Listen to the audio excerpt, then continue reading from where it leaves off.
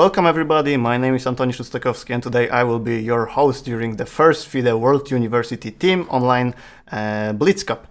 The competition consists of 4 teams playing in the knockout system. Each match between 2 teams consists of 4 matches on 4 boards, 3 males and 1 female.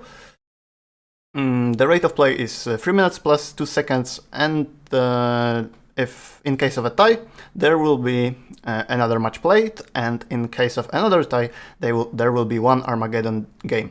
And there's no match for the third place, just the final. So there's only one winner and one worst place during this event.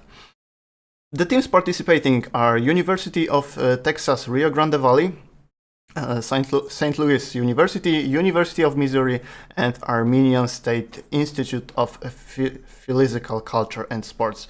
So 3 universities from the US and 1 from Armenia. Let's jump straight to the games because they have already started. Let me know if there are any technical issues. Then I'm gonna fix them as soon as possible. The game I was interested in is the game between Benjamin Bach and Camel Dragon. As you can see on the screen, it's a game on the second board between University of Texas Rio Grande Valley and St. Louis University. So let's get it started. c4, knight f6, knight f3, g6, g3. So I guess it's gonna be some sort of transposition to the King's Indian defense schemes.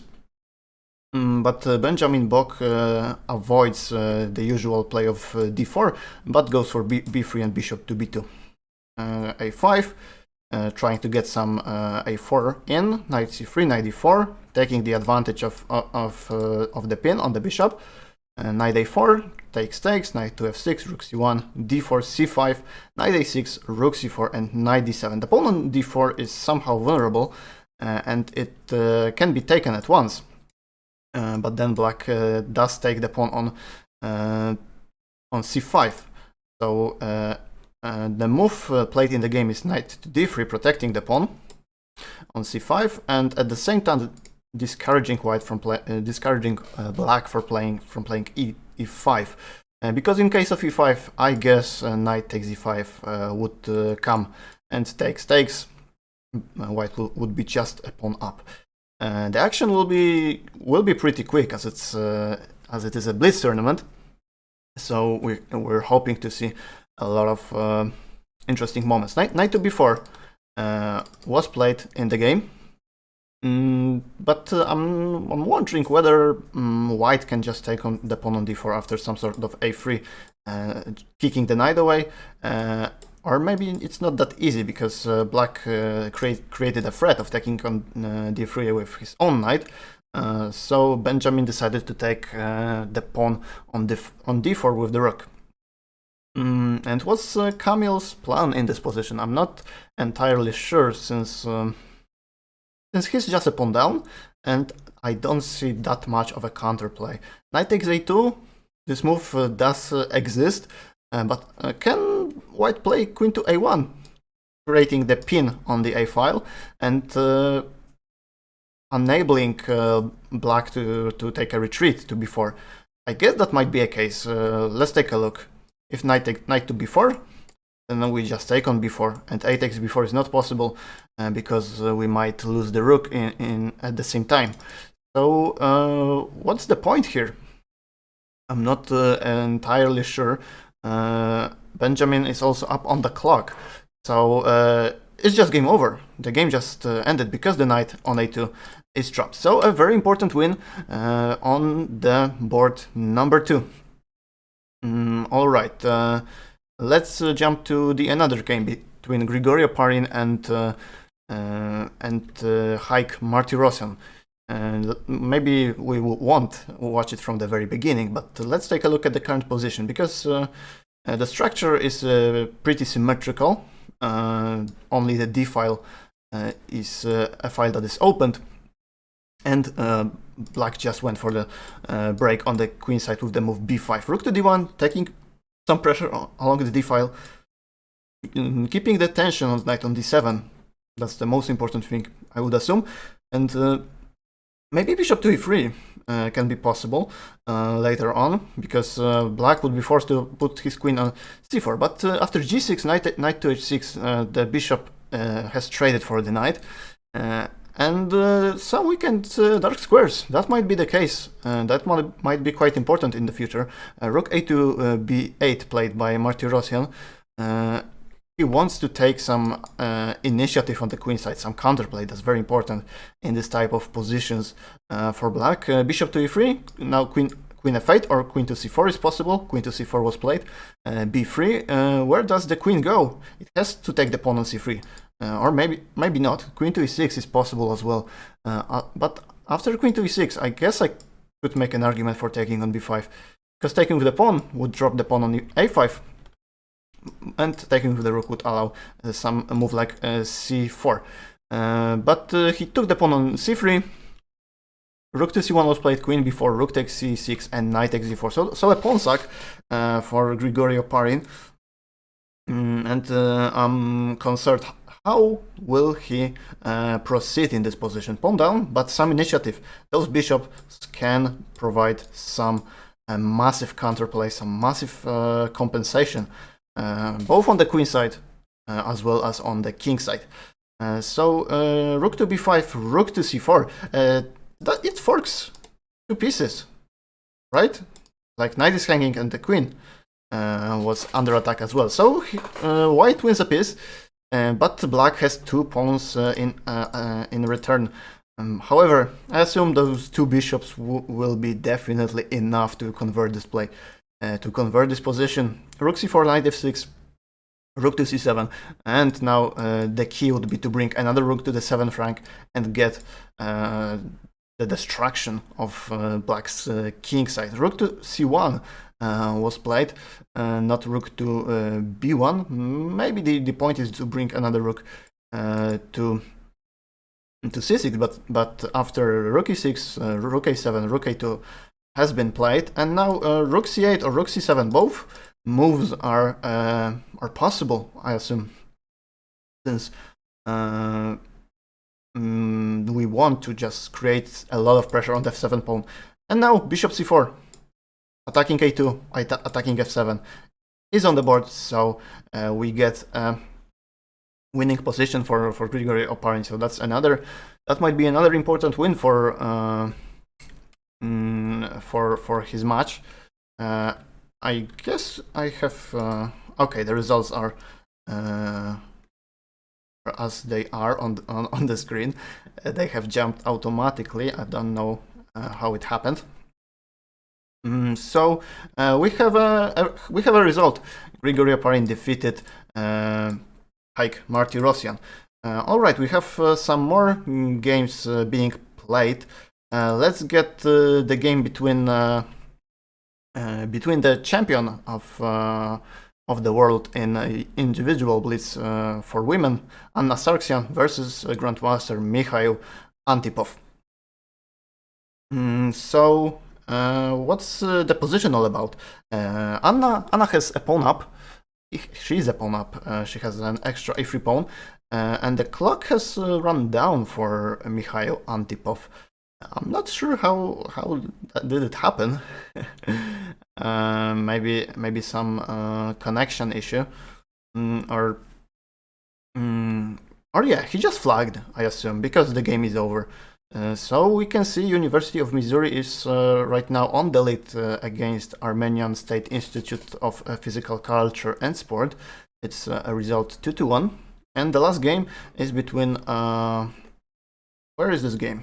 Between Olga Badelka with black pieces and Tigran Azarian with the black on the black side. So Olga is currently a pawn up, and the king side for the white side is quite shattered, deploying the bishop along the diagonal by moving the pawn to d4, attacking g2, attacking h3 because the pawn is pinned. That might be crucial. So I would propose that some move like rook to d4 may be possible, but maybe it is not. Right now d4 is not possible because it would drop the queen on g5.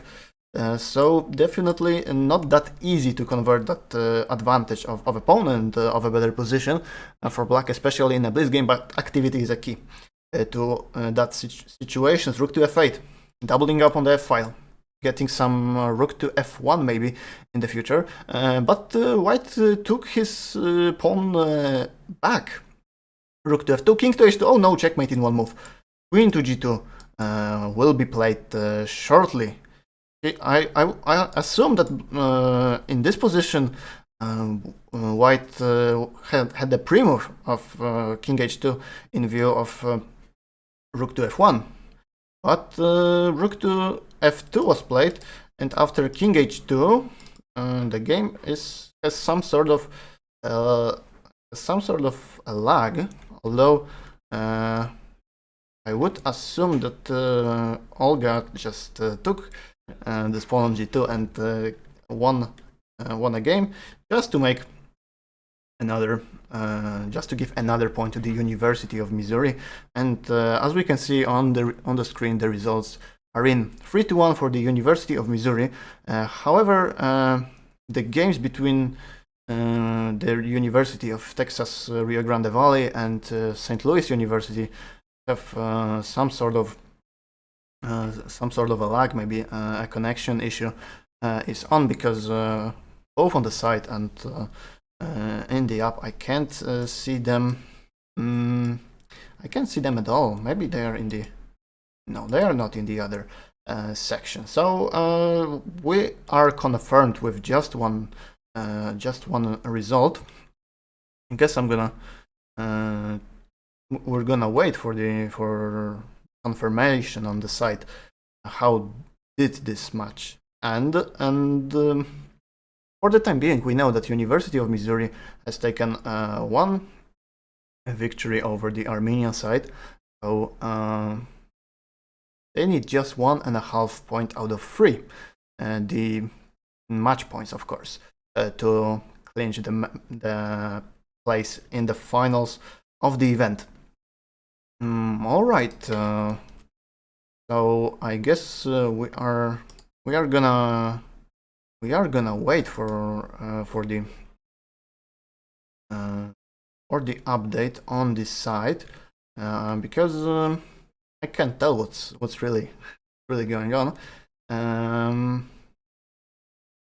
But if we all right, I have one move being I see one move being played on the screen, but does it concern that game or the others? I'm not entirely sure.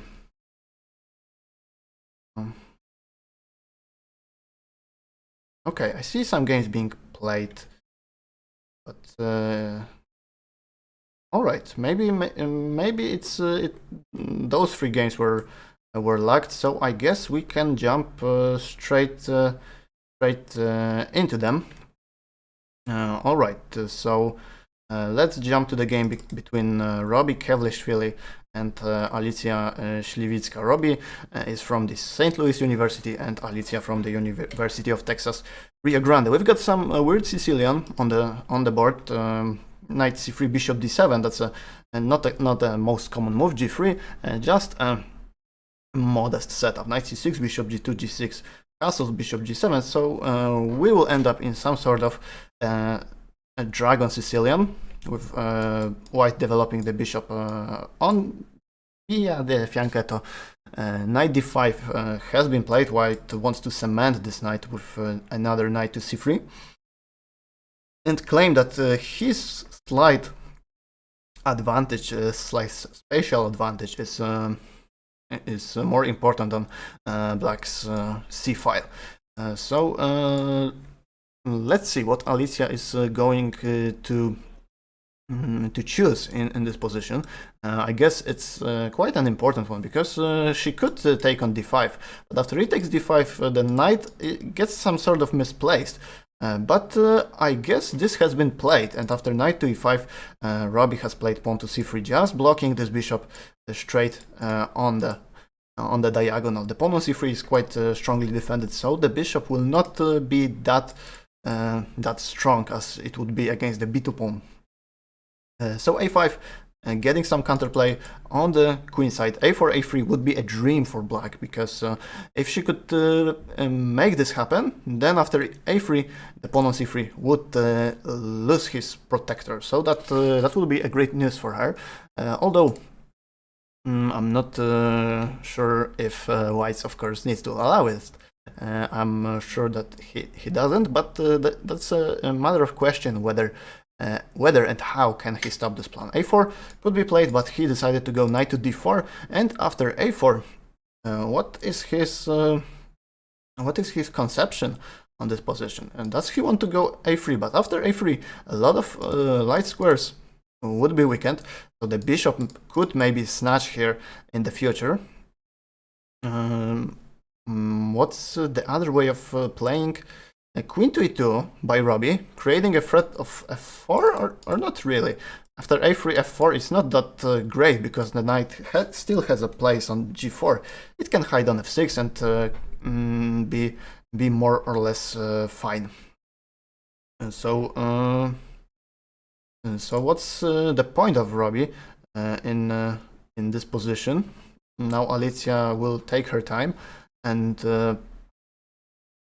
think how to proceed, because this position is I would say quite an important one, since she can claim that she has a counterplay and she can go immediately for it, but she also can play it slowly. Alright, rook to c8 has been played. That's also the other move I was thinking about, because after f4 the knight has a square on c4 due to the protection of the rook on c8. So that might be the idea. Now Robbie has played a3. That's the move I was mentioning earlier. But now the knight can jump via a5 to b3 and get some play on the queen side, exploding those weakened light squares. But rook to e1, getting some pressure along the e-file, for the time being attacking the pawn on e7. So Alicja needs to protect it.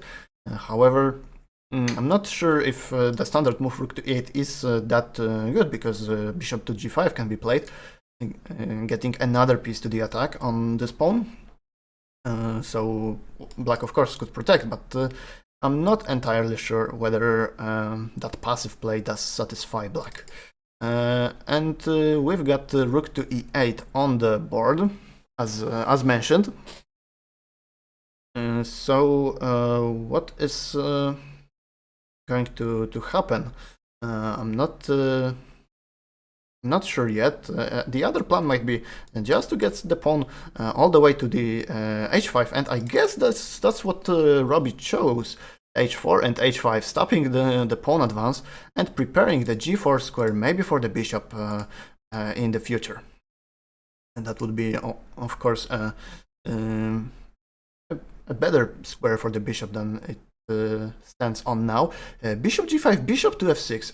Alright, that's an interesting decision, because Alicja does allow to double her pawns along the f-file, but it will open the e-file for her. So definitely another advantage being taken. After queen to c2, queen b6 can be played, attacking the b2 pawn and getting some massive pressure along the b file. So bishop to f4 was played in the game. So Robbie decided that he doesn't want to take part in that sort of play. b5, overprotecting the knight, protecting the pawn on a4, and rook to b1, overprotecting the pawn on b2. So now the queen can move freely, since the pawn is being protected. Maybe not to f3, because that would allow the fork on d2. But some other moves are also considerable. Queen to a5, I'm not entirely sure where does this queen want to go. Maybe some sort of a sacrifice can be played. Let's suppose that some dumb move would be played, but of course it doesn't. Knight to c2, so now queen b6. Queen has been given another route to the play, but the very nice maneuver by Robbie. Knight c2, knight before, knight to c6. That will be a dream square for this knight, and that's why the knight had to remove himself to the a5 square. But also it does create the square on c4 for the rook. Now it has some impact on the fourth rank, so it's not that straightforward as I was thinking at the very beginning. Bishop to f3, maybe preparing some sacrifice on the king side. Since look at all black's pieces, they are mostly placed on the queen side. So getting some kingside attack might be the idea for Robbie, but the game will speed up really fast. 25 seconds for Robbie and only 10 seconds for Alicia. So the result, all three results are certainly possible, although the time favors Robbie a little bit. King to f8, very topical move, protecting the rook, protecting the e7 pawn. So in case that rook comes to e1, the rook is overprotected, and that's what happens on the board. Rook to e1, and now if bishop takes on f6, then the rook is not hanging, obviously. Bishop comes back to d7, knight to c6 could be considered by Robbie, but he goes for the move queen d1. I don't know what it does. King g7, knight c2, bishop takes g5. I don't like this decision at all. But however, Alicia does make it work. Bishop to g4 is now strongly cemented by pawn, by the rook, and of course by the queen. So no kingside attack being taken by Robbie, and approximately 5 seconds for both players right now. Alicia does take the pawn, so it might be a crucial victory for her. Let's take a look at the results of the match. It's only one game being finished. Queen takes b5, rook to c8, so the pawn has been taken back. Queen to d1. However, I like black's position more because of the impact on the queen side, and also very centralized pieces. Rook to b3, knight f1, rook e2, attacking the queen, getting some pressure on the second rank. And now another pawn being taken. Knight to e3, does drop the piece, rook takes e3. Game over, takes, queen takes, and the pin. It should be done, but it has been missed. What's wrong with rook takes f3? Come on. And even I'm not sure why. Knight to d4 right now. Knight takes f3 does probably win the exchange, or does it? I guess it does, but the time is so low that it doesn't matter at all. But the exchange was won, and f5 checkmate. One more. Checkmate and one move was possible, or maybe it wasn't. That wasn't a checkmate. I'm also a bit losing my temper, losing my mind because of the speed the game has taken. Rook takes h5, and now rook g2, rook to a2. All those pawns g3, a3 are so weak that they can be certainly taken at once. And here we are. Rook takes a3, another pawn for Alicia, and the a-pawn is running down the board, so it probably will be game over, but she has to worry about the checkmate from her opponent g5. That's a huge threat. She obviously will not allow this, but knight f3, attacking the rook, preparing the move to g5, so it's not that easy as it was. Rook to e7, attacking the pawn, and now a3, a2. Does it win, or does it not? I'm not sure. It probably doesn't, so it's totally unclear. f6 right now will be a good move. Preparing the move to pawn to a2 and getting the rook out of the way with check. But it wasn't played, so only 3 seconds for black. That's the thing that concerns me the most. But the d-pawn is running down the board. Who will get his queen first? f7, rook a2, what's going on? Taking on f7, rook d2, and I guess it will end up in a draw. This game has been really crazy. A lot of strange things happening, although Alicia had the advantage most of the time, and now the endgame is definitely a draw. After Robbie sacrifices the rook for the pawn on d3, the g-pawn will round to g7, and it has to be taken by the rook. So we will end up in the king versus king, the most brave, the most fighting outcome of the game. Just bare kings on the board, and we've got a draw. And as we can see from the results, St. Louis University defeated University of Texas Rio Grande Valley 2.5 to 1.5. So had Alicia won her game, we would have a draw, but it wasn't certainly easy. The time was really low, and that's why a lot of mistakes have tended to happen. All right, do we have another game ongoing? I guess we do have. So let's jump to the round number 2. Let's take a quick break. So University of Missouri have won the first match 3-1, as we all remember. Let's jump to the game between maybe Mikhail Antipov and Anna Sarksyan. Alright, what's the material count on the position? White is a pawn up, and black has a lot of weaknesses along the king side, and that's why I would assume white's position is really better, and it might get dangerous for black pretty soon. Knight to d6, rook takes d1, rook takes d1. Now maybe bishop g7, targeting the pawn on e5 should be on the cards. Although no, bishop g7 does blunder a pawn in one move, so that's not the move to be played.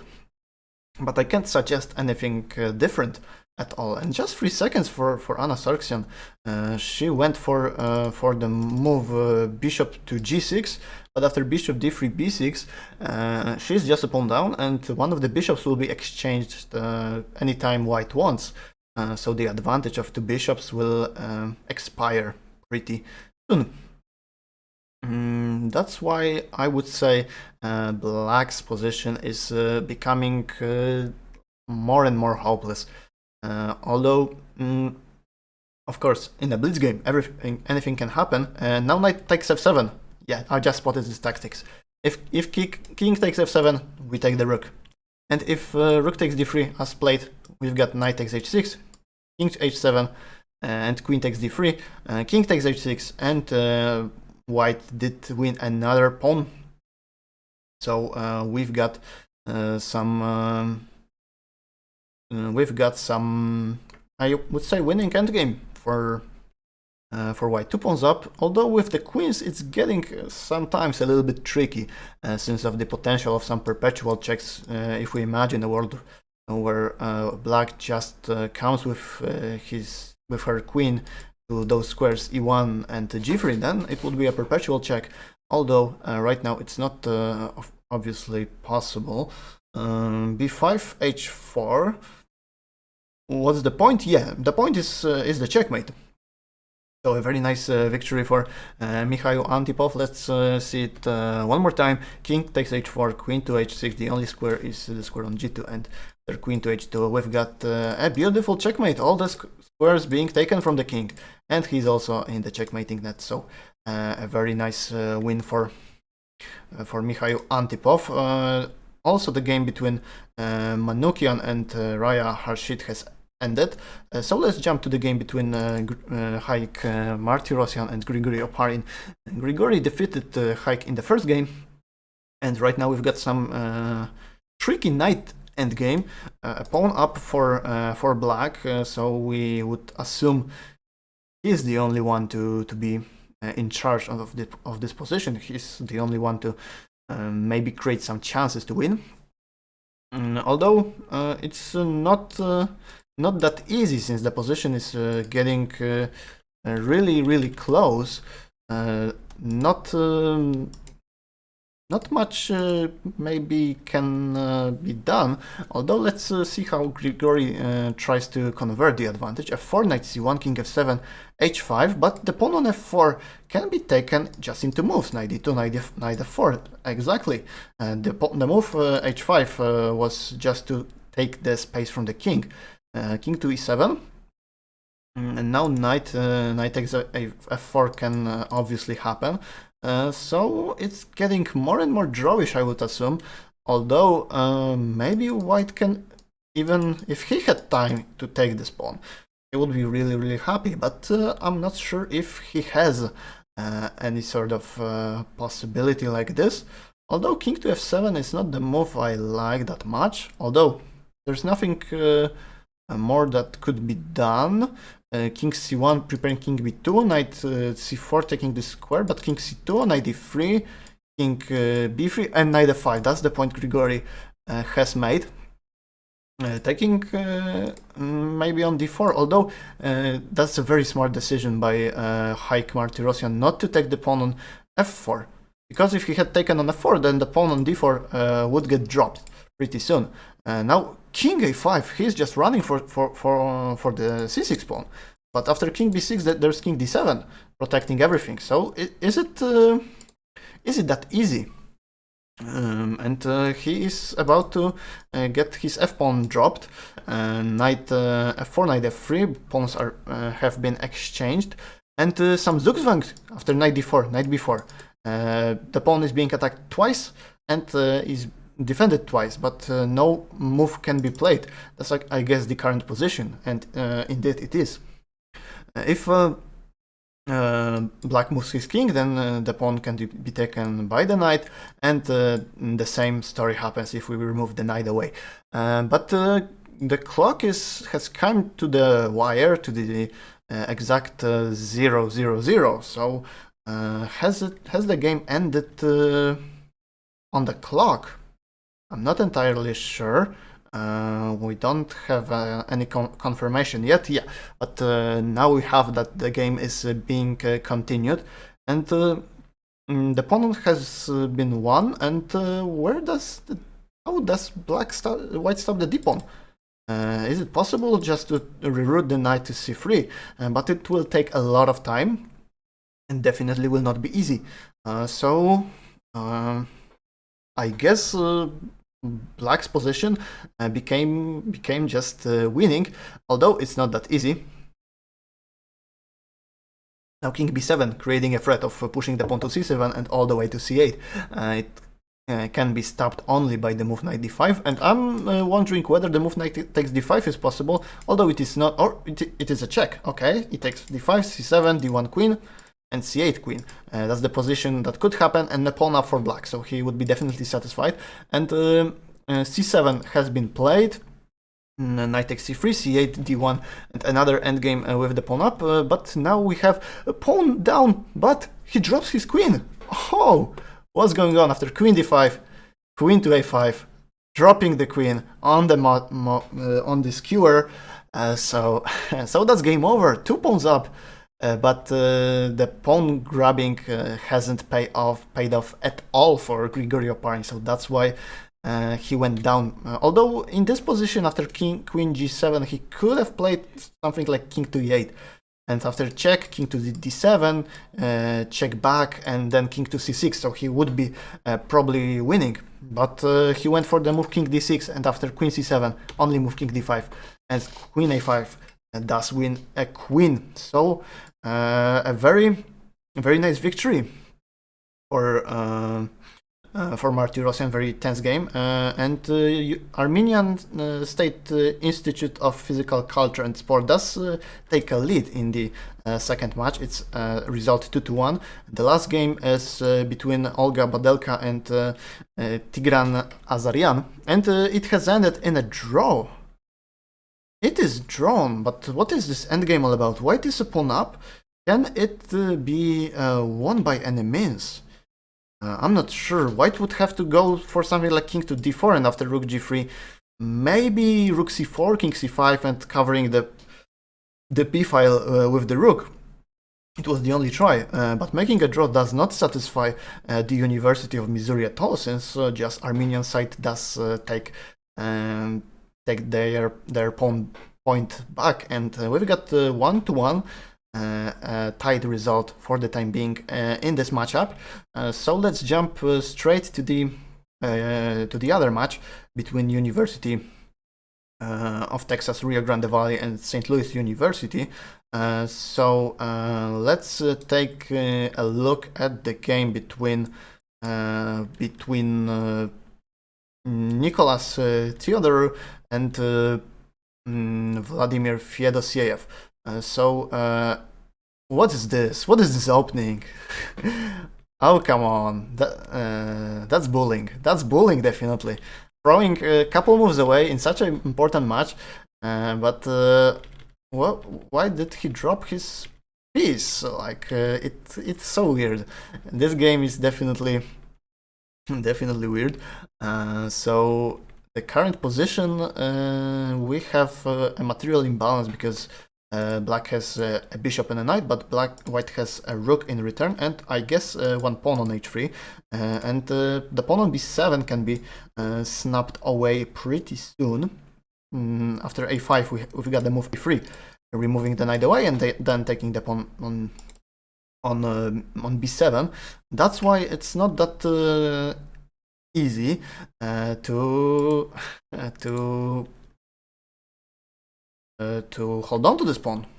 Maybe Black just lost his advantage, and the players hiding by those nicknames are pretty strong. Vladimir Fedosiev is around 2700. He's or maybe even above 2700. But definitely he's been in the elite chess for a while, and Nicholas Fyodorov is 2500. He's not a grandmaster yet, but I guess it will come pretty soon. So we've got pawns on b7 and f7 being taken, and the fork. Oh, come on, what's going on? That's so weird. Why do you blunder a rook in one move? I know it's a blitz game and it's not easy, but definitely many other moves could be played, and king d3 is definitely not one of them. Attacking the king, attacking the rook, king has to move, and then we drop the rook. So a very nice victory for Vladimir Fedosiev. Let's jump to the game between Gabuzyan Hovanes from Rio Grande Valley and Benjamin Bach from St. Louis. What's going on? We've got some Sicilian structure. Pawn up currently for Black. That's that pawn on d6, and not that I would say not that much compensation, but I guess there is a lot of compensation. Look at this knight. It has practically no safe square to come back, and maybe some move like a f5 can be played just to make sure to create a lot of play on the king side, where Black is certainly weakened. Look at those squares: f6, g7, h6. There's no dark squared bishop to cover it, so maybe f5 can be played, but that's the move. That's not that was not White to play. That was a Black's move. Black's turn. Queen to c5. Let's take a look. Pinning the rook, the queen, and the king. That pin doesn't win anything yet, but it might force the trade of queens, which would be certainly favorable for the Black side, since he's a pawn up, and he would love to trade pieces. That's the key rule of chess. If you have material advantage, then trades of equal pieces do favor you a lot. And the weaker side would like either to create some counterplay or to trade as much pawns as possible. But now we've got the first point ongoing. That's the decision to create a lot of counterplay. First, the move before, deflecting the queen away, and now f6. Is there any checkmate incoming, or probably not? Because if we move the king, the queen can't come to h4 since it would drop the rook.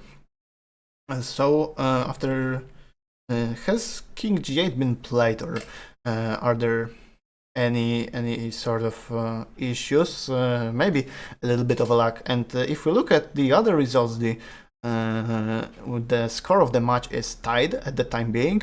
The grandmaster from Turkey, Ali Marandi, has won his game against Alicja Śliwicka, and only those players left standing.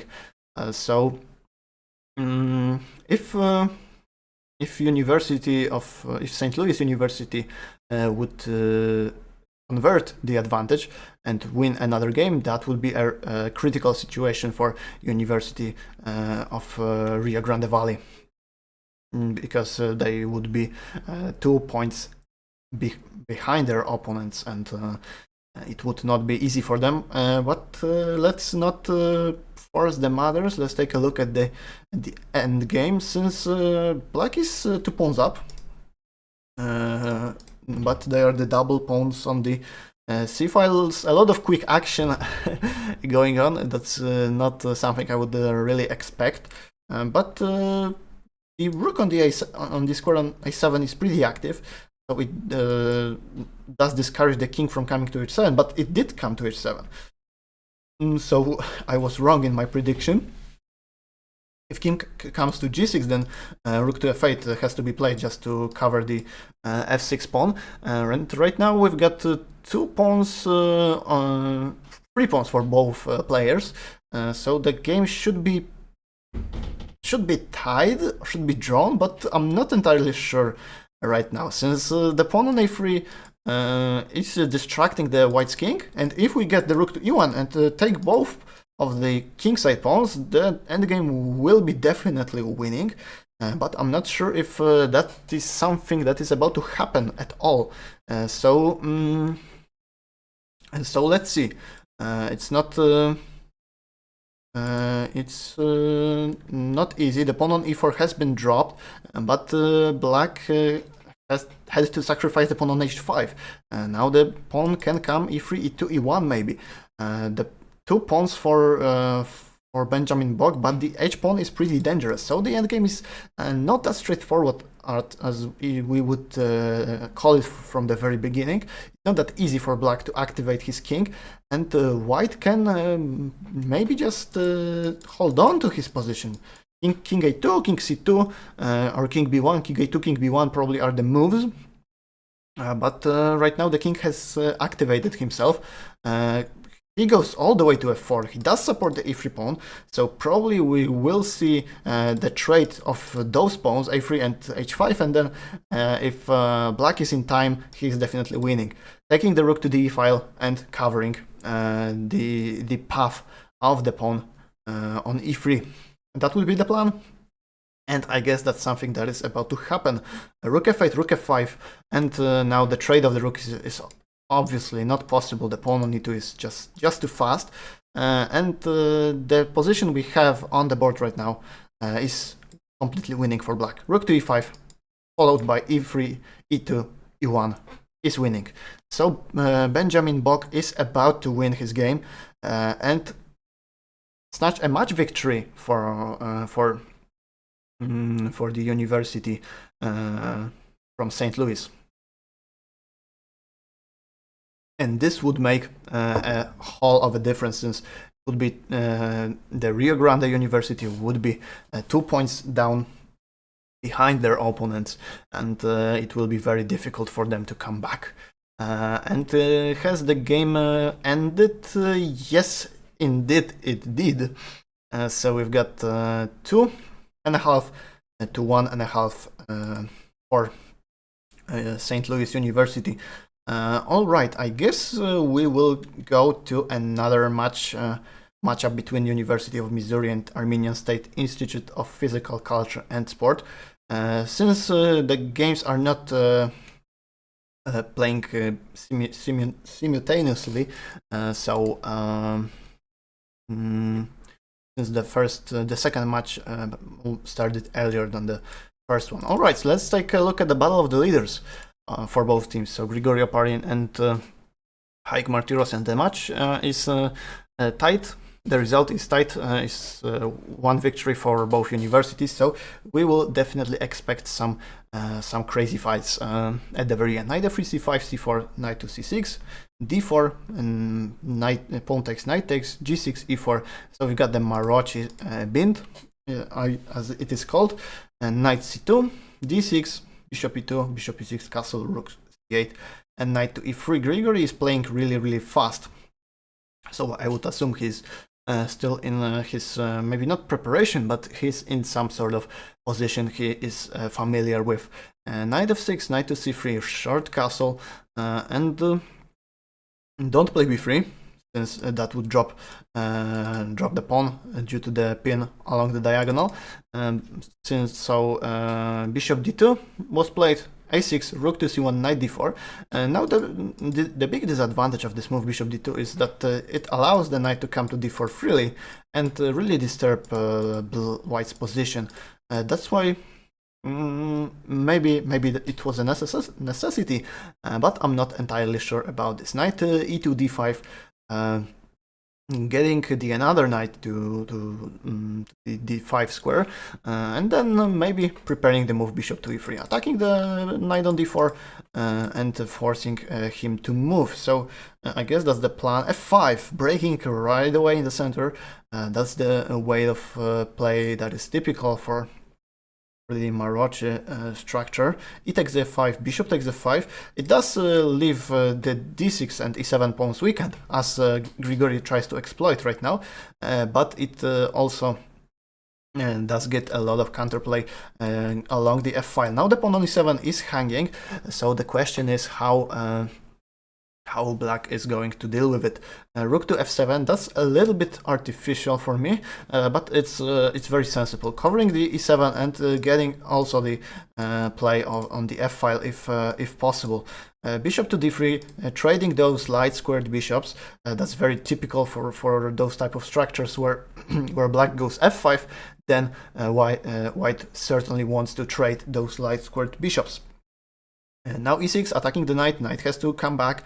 If we take on d3, then we take back with the queen and we are happy with our position. Pawn on d6 is being attacked, the diagonal has been weakened, so I guess Grigory is very happy with his own performance, and it may be another important game for the overall result, since we remember last time in a very good position, pawn up in the queen endgame, Grigory dropped his queen, and that's why the University of Missouri lost the match. So I guess Grigory is in the spirit to come back pretty soon.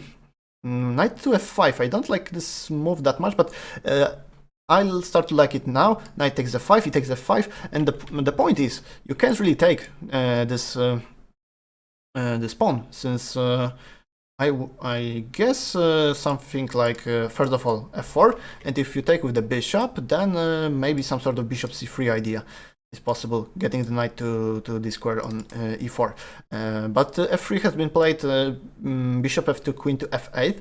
However, despite this pawns being advanced, the position is not that good at all for black. White has a lot of targets to attack. First of all, the pawn on d6 is being attacked, so that's why I would say white is much better right now. Queen to d3, rook to d1, and getting the knight to d6 and keeping the pressure on the pawn. It's not easy at all to deal with it. And let's see if Haik Martyrosyan will manage to defend his position. I believe he's capable of it, although it's not easy at all. But maybe some crazy counterplay will happen for black. Rook to c6 for the time being, making sure the pawn on d6 is protected.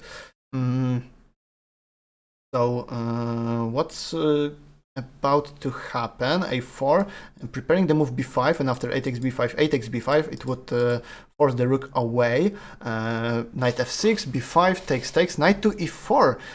That's an interesting exchange sack.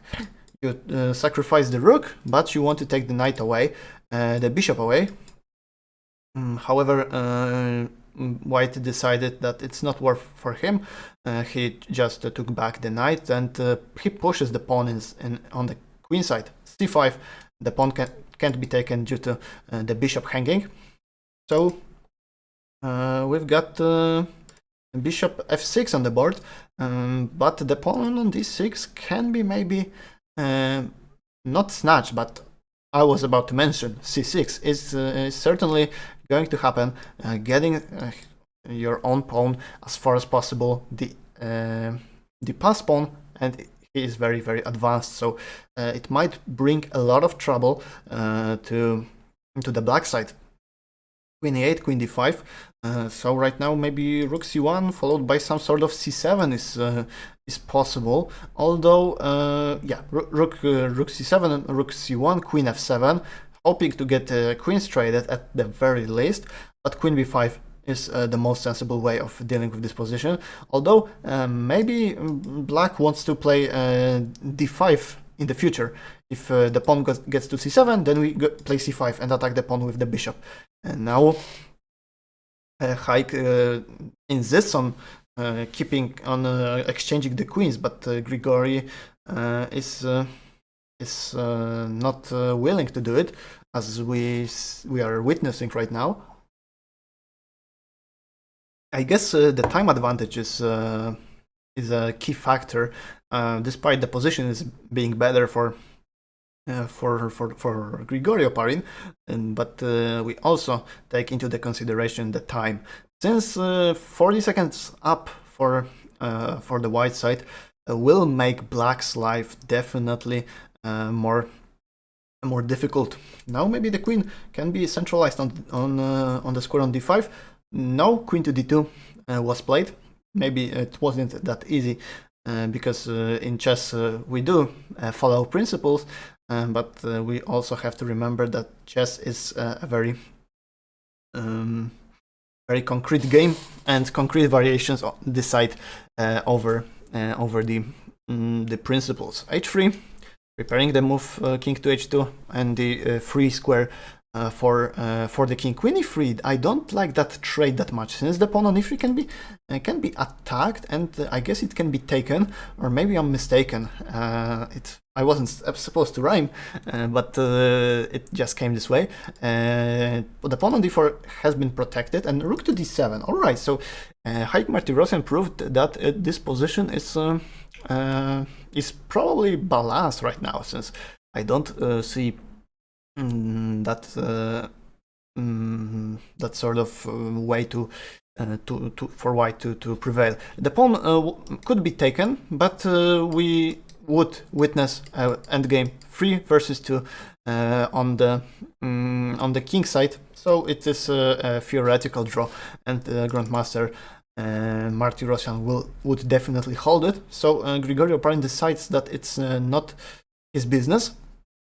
He goes for some complex variation, maybe transferring the rook to g6, sacrificing the pawn on c7, but getting maybe the pawn on h5 out of the way would be a key to get anything done.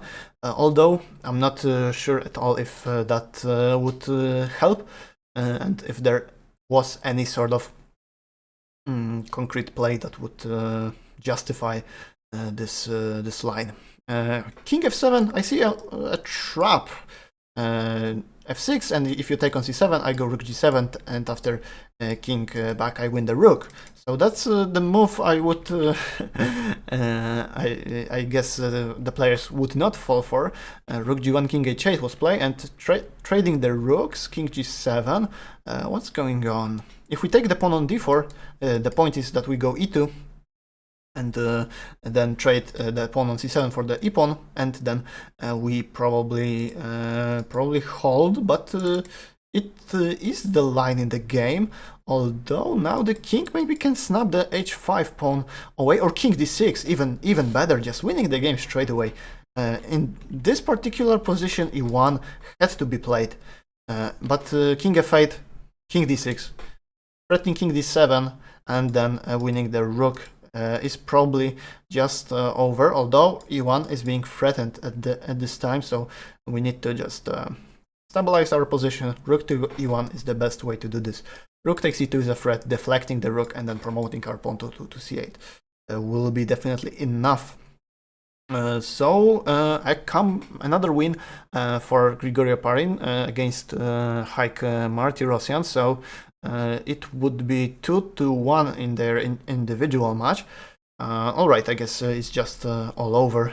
Yeah, and it indeed is. Let's take a look at another results. Oh, it got updated pretty soon. All right, so in the third round, University of Missouri, as we can see, defeated the Armenian State Institute of Physical Culture and Sport 3-1 with the victories for Oparin, Antipov and Raya. All right, and the last game remaining is the game between Benjamin Bach and Gabuzian Chovanes, and it's an important one since, as we can see on the board, on the screen, it's 2-1 for University of Texas Rio Grande Valley. So a draw for Chovanes would mean a match victory, but he didn't want a draw. He wanted more. His position was completely winning. Let's take a look at it one more time. The point is, you get checkmated along the second rank, and there's really no way to stop that. The king has its own safe square on h5, and now queen g2 or queen h2 would deliver a checkmate. So University of Texas Rio Grande Valley does hold on in the do or die situation. They won their first match out of the two. So definitely something that does hit up this matchup more, and 2-1 in the other match between University of Missouri and Armenian Institute of Physical Culture and Sport. All right, do we have the last, supposedly the last round of the semifinals for this event? Not yet. We will have to wait a little bit. So in case you have any sort of question, I do watch a chat on the Chess24 YouTube and on FIDE Chess YouTube. If you have any sort of questions, I would definitely answer them. So feel free to ask. And if not, we will gonna just wait for the another match. Two universities are facing the elimination from the event, so this will make definitely things more interesting and more spicy for both sides, for both matchups. Although I do think that the University of Missouri is simply stronger than Armenian State Institute of Physical Culture and Sport, although I will not rule out the Armenian side for the time being, since they have proven to won one match. We have a question on chat. Which schools are top dogs? It's not that easy to evaluate, since all four universities playing in this event have proven to be the strongest one in the entire championship, since they have been chosen by the individual results of their students in the Blitz event and in the Rapid one. So they have proven to have strong individuals, but as we can see from the results, the University of Missouri is probably the favorite, favorites to win, alongside the St. Louis University, since in the team competition both universities have proven their strength. So I would say they are bound to win, but it's not easy at all. We still do believe that the University of Texas and the Armenian State Institute are about to clinch the tiebreaks, which will be the one single match between the teams. And in case of another time, there will be just one Armageddon game between players chosen by the team captains. The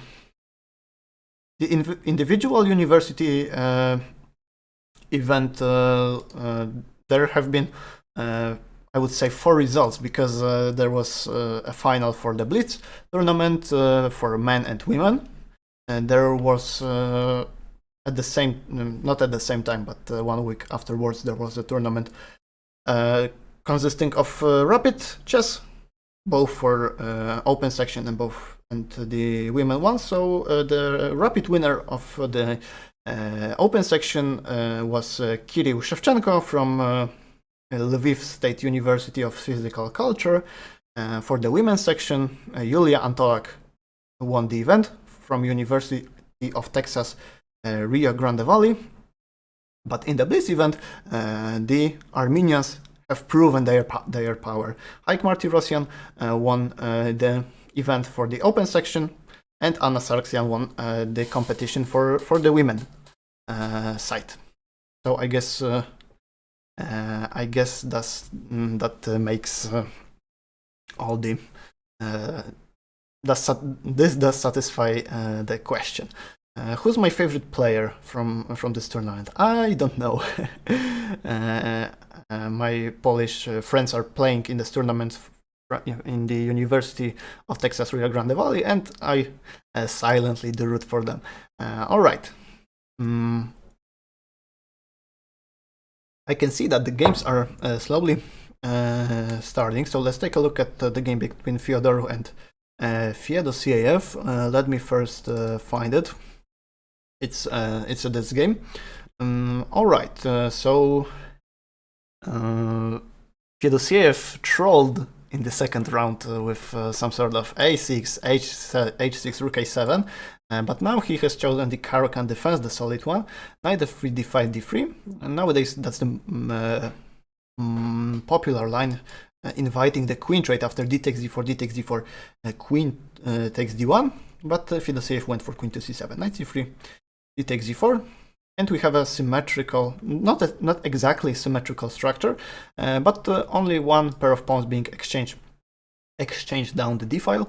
The pawns on e4 and e5 are just standing in front of each other, and the only difference is that white does not have the pawn on c3, which is certainly important, since the square on d4 can be exploited for the black side. The light squared bishops have been exchanged. And what's the point right now? Knight to d7. Fyodor has brought his knight to f5, just targeting this king. Maybe, and that's the point he wants to make. He wants to just attack the weakened king, but it's not that easy. The bishop has come to f8, and after queen g3, pinning the king, and the pawn with the king would certainly get removed from this pin. So bishop to e3 is just a natural developing move, and the main battle will happen along the d file. Who does take the charge of it? Will claim the advantage, claim the maybe even the point in the future. But let's not force the matters. The knight was kicked from the f5 square, and the bishop was brought to g7.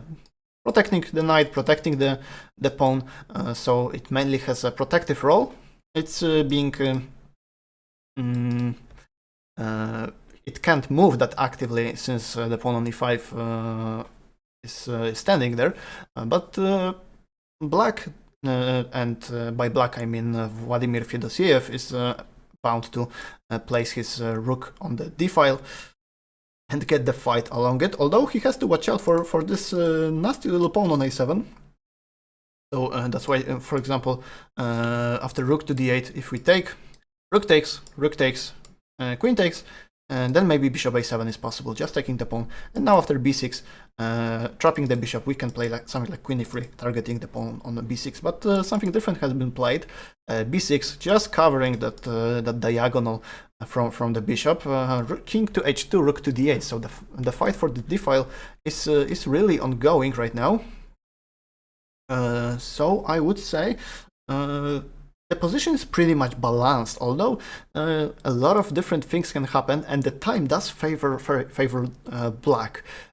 So maybe in the future, in the time trouble, he will prove his chances. Now queen Queen e7, knight c1, knight does come to d3, attacking the pawn on e5, and after rook d1, maybe knight d3, knight d4 is a possibility, just taking control of the d4 square. As I was mentioning earlier, the point is that the pawn on c3 cannot be placed, and this does make the white's life a little bit trickier. The move hasn't been played. Vladimir hasn't committed yet to his decision. So probably he's considering something like rook to d8, but he's played the move rook to e8, and after queen d1, it's not that easy to bring anything to the d4 square, because if we want to just strengthen it with the pawn, we get our d5 square weakened, and it's not something we would dream of. So knight to c5 played by Feodosiev. Now Fyodor is in some sort of trouble, at least his pawn is. He has to protect it, so it's not easy to think of a defense. Maybe something like f3 has to be played, just cementing the pawn structure. Although 3 pawns on the third rank is not something usual, but the move queen f3 has been played, knight e6, queen d1. White wanted a repetition, maybe a draw, but h5 was played by Feodosiev. He's not interested in drawing this game, he wants to win. That's understandable, obviously.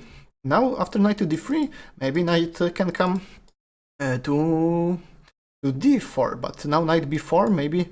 Yeah, a5 has been played, kicking the knight away, and after knight to d3, maybe knight e4. If we take, then you lose the pawn on e4. Knight is being attacked, the only protector of the bishop, of the pawn, but something different has been played. c5, cementing that square, knight to d5, takes, and knight to d4. The time advantage is still favoring the black player, so that's something we have to watch out for in the future. Although maybe some concrete play by black can also be dangerous. The knight on d4 can be kicked probably with c3, and it indeed did. And knight to f5 and g4, once again kicking this knight away, but I'm not entirely sure if that's beneficial for black, because for white, because he does weaken his position a lot.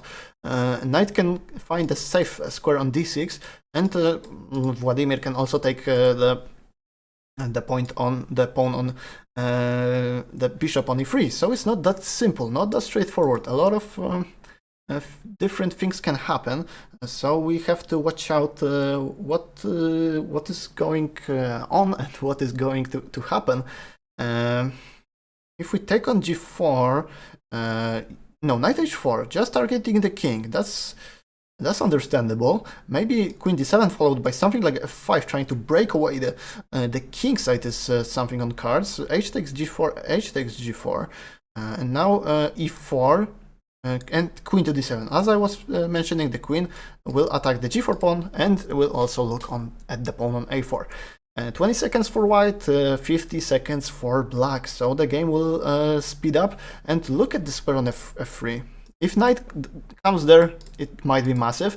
And now queen takes g4 is the point, of course. So let's take a look at it once again, and in slow motion, so-called. Knight f3, knight takes f3, queen takes g4. Check, attacking the knight, and now the threat could be something like queen h3, queen g2. So white decided to go queen f1, and after bishop e5, the bishop on g3 is being dropped, is about to be lost. So, or is it king h2 and preparing queen h3? After queen h4, we have a cover of queen to h3. So it's not that easy. Maybe king g7 should be played. What was the move? Yeah, king g7. Fantastic move, preparing the move rook to h8. Although, is it possible? No, it's not. It was not. Look at this. Rook h8 does fall to bishop to e5, f6, bishop takes, king takes, and we drop the rook. So it's not easy. And the game has ended. Let's take a look how it went. Queen e5 and white resigned. If he goes back to g1, then we get queen e1, forking the king and the rook.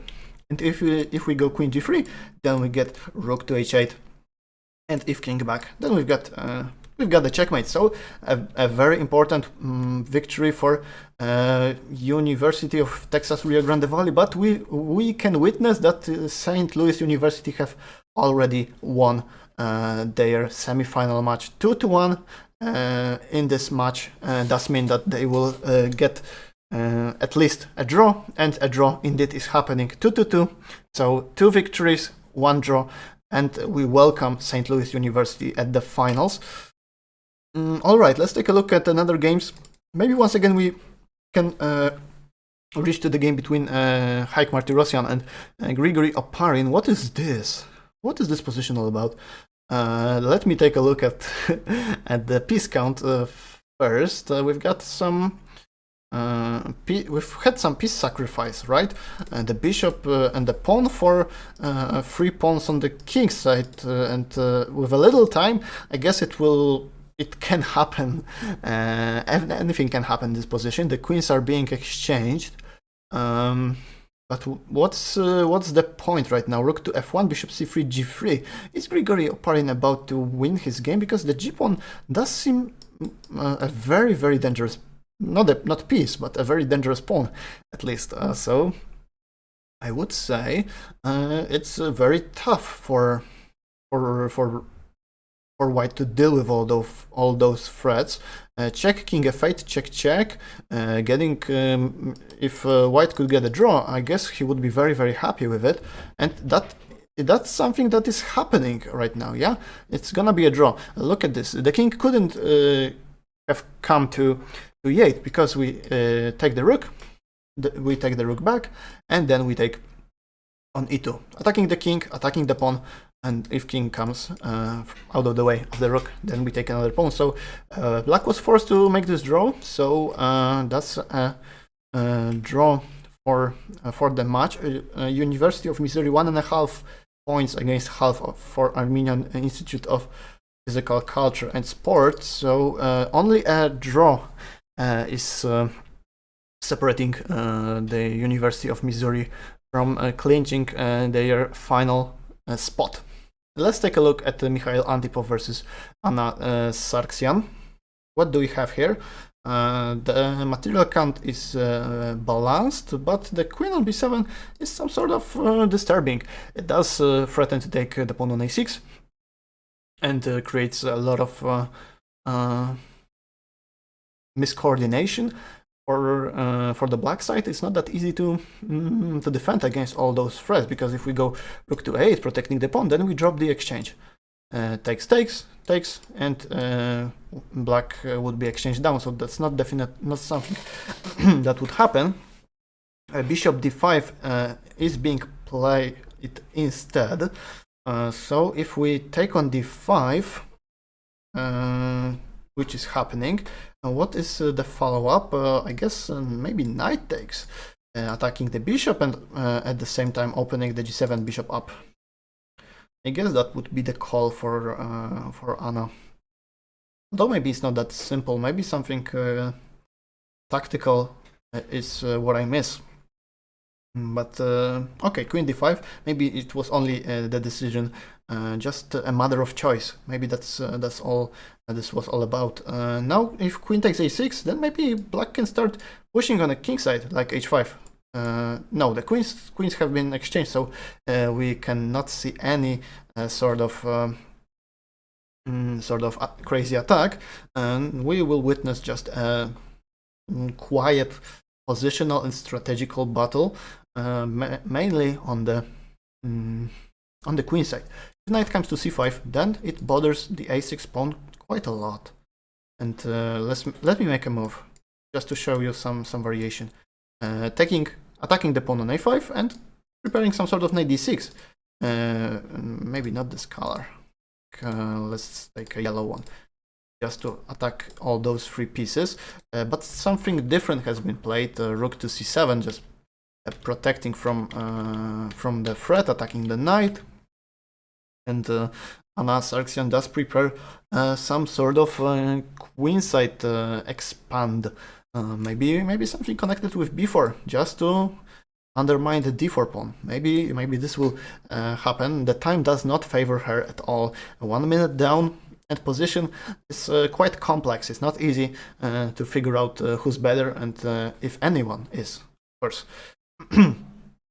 Bishop f8, and now attacking the bishop on c5, the knight on c5, of course. Bishop g5, attacking the rook. The rook does have to move away, and let's take a look if any other results are on. I don't see any, so so the match is still on. Bishop g5. Now the rook has to move somewhere. Not easy to point out where. Rook to a8 would be also my call, and now preparing something like b4, trying to break through on the king side, getting some counterplay, but just 14 seconds for Anna Sarksyan. That might be a really tough decision for her in the tough position. All right, a lot of fast action. Let's break down this slowly. Knight d4, b4 takes, knight f6, trade, and bishop g7, g5, h6, trying to undermine this pawn. If I guess h4 is the move for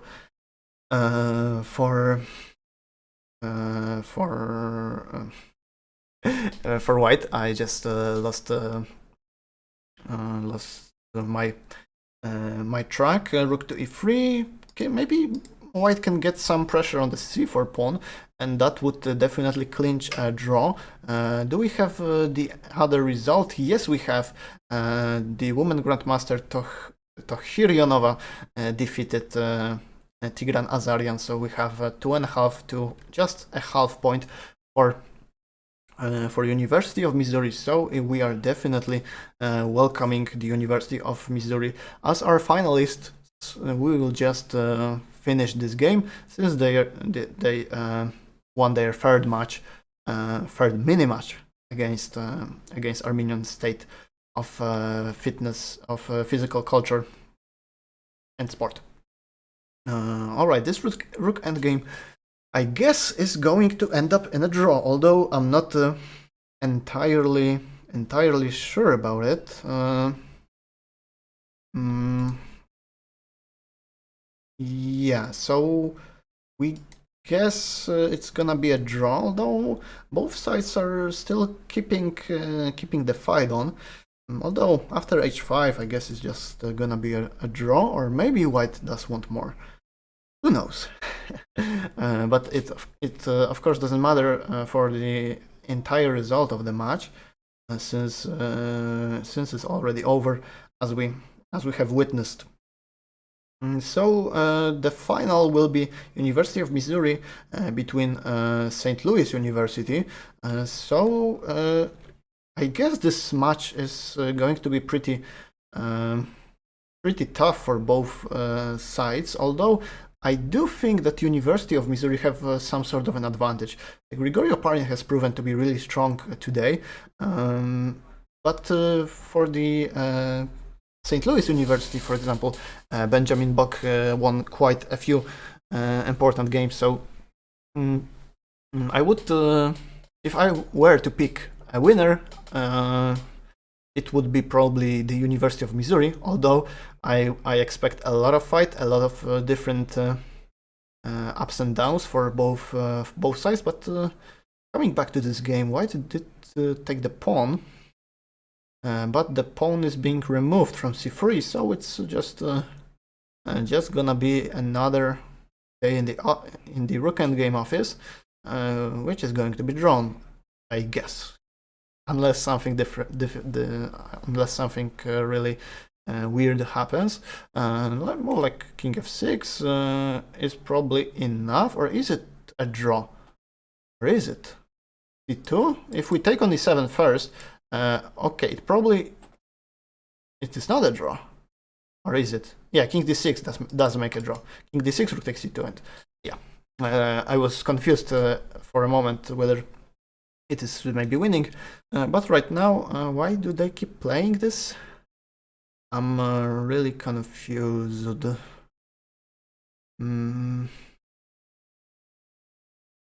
yeah, it's gonna be a draw. But why do they keep playing it? I guess Anna Sarksyan is aware that the match is lost, or maybe she is not. Yeah, it's just a draw. All right, so we have our finalists, and let me make a short break, and we will be back in a few minutes. So stay tuned for the final action.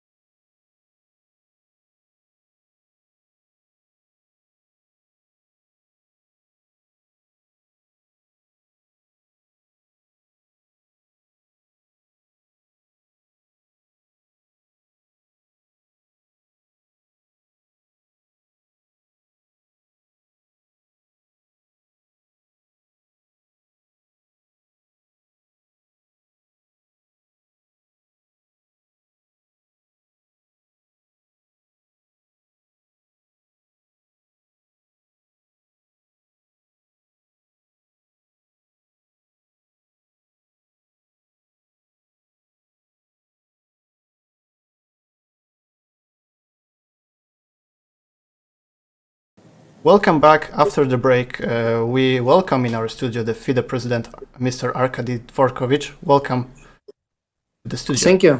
Thank you. I'm glad to be with you today. We will be witnessing the finals in 10 minutes, but first let's have a little talk about the event. Why the event was even organized, the online championship of the universities? Well, first of all, I really believe in university sports in general. Besides having my education at Moscow State University and New Economic School in Moscow, I studied at Duke University, North Carolina, United States, and sports at US universities is a big thing. And of course, Duke basketball was the greatest thing to watch. Other sports as well, and I think chess can also play a role at the universities generally, globally. In the United States, firsthand, Russia, India, China, other countries as well, and I think that can create a real basis for the development of chess around the world. So that's why we started thinking about having the World University Championship already a couple of years ago, but of course the pandemic changed a lot. So instead of having it over the board, we decided that we should move forward with online one. And thanks to our partners, Rio Grande and many chess friends around, we were able to do that. So I'm happy that it attracted interest from many universities around the world. But now we see the finals. So hopefully we will follow up with the over-the-board championship. If not this year, the next year we will monitor the situation and we'll do our best to continue universities chess in the nearest future. Is it possible that FIDE in the future organizes the hybrid competition for the universities, like online qualifiers? I think that would be the best format we can have for the qualifier stage. Having hundreds of universities competing in the hybrid form, sitting in public spaces at university campuses, students can actually play with visibility sufficient to attract spectators, graduates mostly from those universities, and then having finals over the board would be a nice thing as well. How do you evaluate the event so far? What can you say about it? I followed some of the games. I believe it's interesting. Of course, we have some teams really competitive, and it's hard to challenge those. So we have basically in the semifinals, both in the Blitz and Rapid, we have more or less the same teams from the United States, but based on students from Russia as well, who came to the United States to study, like Oparin and Antipov playing for Missouri. They studied before in our Moscow chess club, named after my father, Vladimir Dvorkovich. We have the St. Louis, of course, Rio Grande, Chinese team, Armenian team. So some big names, and it was quite interesting. But I really hope that we will have more teams competing for the highest possible places in the nearest future.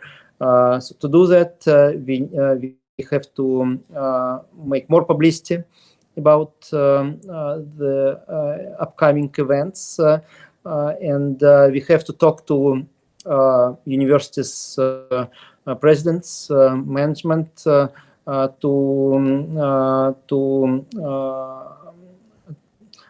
establish kind of knowledge within the university communities that is important to improve the level of teams. And I think the most important thing is to let alumni know about those competitions, since alumni will certainly follow that if they would if they would know about university championships.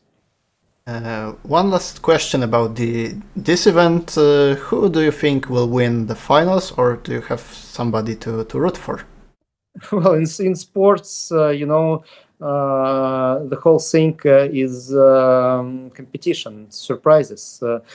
So no predictions whatsoever. Of course, I know Oparin and Antipov very well. They are very good players. They improved to the level of the national team, basically, and they're candidates to the national team of Russia. But we will see. We will see. It doesn't mean that in a particular match they will necessarily win. If you go all the way to the finals, you can win and lose on both sides. So let's watch the games. And I have one last question, not concerning this event, but concerning the other event, which is planned in the next month. This is the Candidates Tournament. Right. Are there any issues with it, and how possible it is to carry it out at the planned time? Well, we do not have any particular issues. We are working on the medical protocol, of course, with the local authorities, and it's very constructive and very friendly to players. We are resolving the last stage logistical issues, since players and their teams have to come safely to Ekaterinburg, but I do not see any big issues with that. On the side of the players, it is also very friendly and constructive. So I'm sure we can work out all the details and proceed with the competition smoothly to identify the challenger for Magnus to have the match later on in Dubai, starting 23rd of November. The entire chess community hopefully roots that the event is going to happen and there will be no issues. So thank you very much for coming to the studio, for taking your time. It was a great pleasure to have a talk with you. Thanks a lot. Thanks a lot. Good luck with the finals. Thank you. So thank you. And we will be back after a short break. In 2 minutes we start the finals.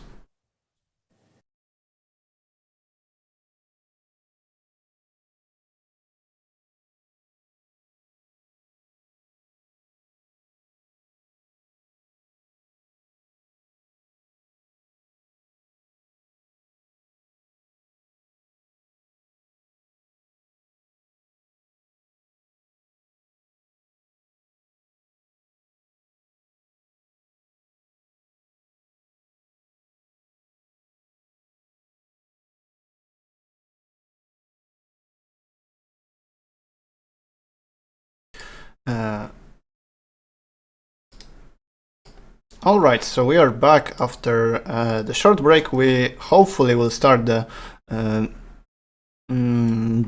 final games in 1 minute. The favorites are, I guess, there are none favorites for the win, since both teams have proven to be really strong and get their match victories quite convincingly. Although the St. Louis University had definitely some trouble and against University of Texas Rio Grande Valley. This match was really close, but on the other hand, the University of Missouri won their match in the 3-1 fashion. So we do expect a great fight, and obviously the system for the finals is the same. We've got 4 mini matches consisting of 4 games, 3 males, 1 female. Rate of play is 3 minutes plus 2 seconds per move. And in case of a tie, we would have another match being played. And in case of another tie, we will witness the Armageddon game. The games have not started yet, as far as I can see, so we will wait a little bit more to have them on. Hopefully everything will be fine and there will be no technical issues, as we had at the semifinals, so the games weren't synchronized, but I see some games are being started, so maybe let's take a look at the game between Ali Marandi and Badelka. Let me just bring it on the board and bring it on the screen. And here we have it. So let's take a look at it from the very beginning. We've got a Slav defense, d4, d5, c4, c6, and the line, so-called the exchange variation, c takes d5, bishop to f4, knight c6, knight to c3, and the move e5. I haven't seen it to be fair, but I assume that since Ali Marandi played it really fast as his preparation, he sacrifices the pawn, but after d takes e5 he goes d4. He disturbs the knight from the square on c3, knight e4, queen a5, hitting the king, hitting the pawn, knight retreated to d2, and now what happened? Knight to e7. He could have taken the pawn back and be in an equal material situation, but he went for initiative. Knight to e7, knight f3, knight d5, bishop g3, knight e3. What a move! What a stunning idea! He just hangs the knight to the pawn, but if we take it, then he took it back with the pawn, and we've got a nasty pin along the e1 a5 diagonal, and the pawn is attacking the knight, so the knight cannot be saved. a3 is a move that does create a threat of bringing the pawn to b4. That's why I guess e takes d2 has to be played. And I've got an interesting idea. If we take, and if we fall for the trick, take with the queen, then a nasty move bishop b4 is incoming. Pinning the queen with the king, and if we take, we lose the rook on a1, which has been unprotected. So that might be the idea, but Ali Marandi is taking his time. He's not committing to the decision yet, so we will see what his choice is going to be. Definitely this game is spicy. He went for the move bishop g4. Let us just check the idea. b4, now e takes d2. Oh, queen takes d2 is a bad move, as I mentioned earlier. Knight takes d2 had to be played, and black would be more than fine, since of all the initiative and all the weaknesses on especially the pawn's undeveloped king side, but queen takes d2 is just a blunder. After bishop takes b4, that's the motive we had earlier. The pin along the a file, pin along the diagonal. The game is soon to be done, I suppose. So the exchange up for Turkish grandmaster playing with the black pieces, and I think his position is also pretty much dominant. He attacks another pawn. He might as well bring the knight all over from b4 to, I guess, d5, and then move on and get something done. And position of Olga Badelka is really tough. King is very exposed. Rook has not come to the play yet. The doubled pawns on the e-file are also quite weak. So I assume the game is gonna be over, and the position is completely winning for Ali Marandi. So a very nice piece of preparation by Ali Marandi. Now b5, queen c5 could be played. Just let me show the motive. Queen c5 attacking the b5 pawn, attacking the queen, the king, but he chose to take the pawn on e5, and after bishop to g3, the position is still winning. He might go for something like queen to c5 right now, and after, or maybe the move like queen. No, queen to d4 is not the move, since the queen is pinned with the king and with the king. So knight takes g4 is possible. You cannot move your queen, since you would drop the king. And queen c5 has been played, and not queen d4, but king to f1 by white. Right now there are many possibilities to get the job done, get the winning position, get the conversion of the advantage. Rook to d8 is probably one of them. If we take on e5, then we go rook to d1, bishop comes back to e1, and we take back the knight, since the king is trapped on f1. And knight to e5 was played, rook to d1, and the game is going to end up in a way that we have expected. Rook takes e5, bishop takes b7, snatching one of the pawns away, but it cannot be enough to be fair. So we assume it's gonna be over pretty soon. Although let's not count the white player out of the equation. A lot of weird things can happen, especially in the Blitz game. Queen takes b5 was a topical move, hitting the bishop, hitting the pawn on e2. Bishop to f3 was forced, obviously. So right now, what are the options to convert the advantage?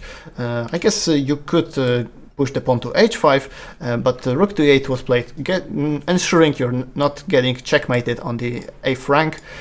King g2, bishop to e4. Now the bishop is forked, not forked but pinned with the king, and the move queen to e2 is a threat, since bishop does not protect the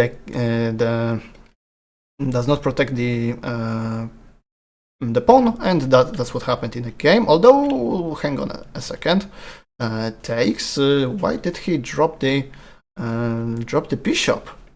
Okay, it might not be over. It's still quite difficult for the white side, but she won a piece back. So definitely some more chances. But black has 2 pawns in return, and also the dominant position of his pieces, queen to d5. But it does drop the pawn on g4, right? But the time is the most important issue. Oh, it does drop the bishop as well to the double attack. Yeah. So it's gonna be over, and indeed it is. Okay, let's take a look at the game on the first board between Nicolas Fyodorov and Grigory Oparin. And we can see that on the board, black is for the time being a pawn up. That's this pawn, but white got some nasty little pin along the a rank. What happened? Bishop takes f8, rook takes f8, rook to e6, creating some pressure on the 6th rank, trying to maybe take the h6 pawn away. Rook went back to f6. Rook have been exchanged, and I guess the game is probably going to be drawn, or is it? Rook takes b5 is the most important move. Rook to d6, king f2, d3, and the pawn can be stopped by a king, but the rook gets some sort of activity. It does create the threat of taking the g3 pawn away. Rook to b6 is a very good counter play.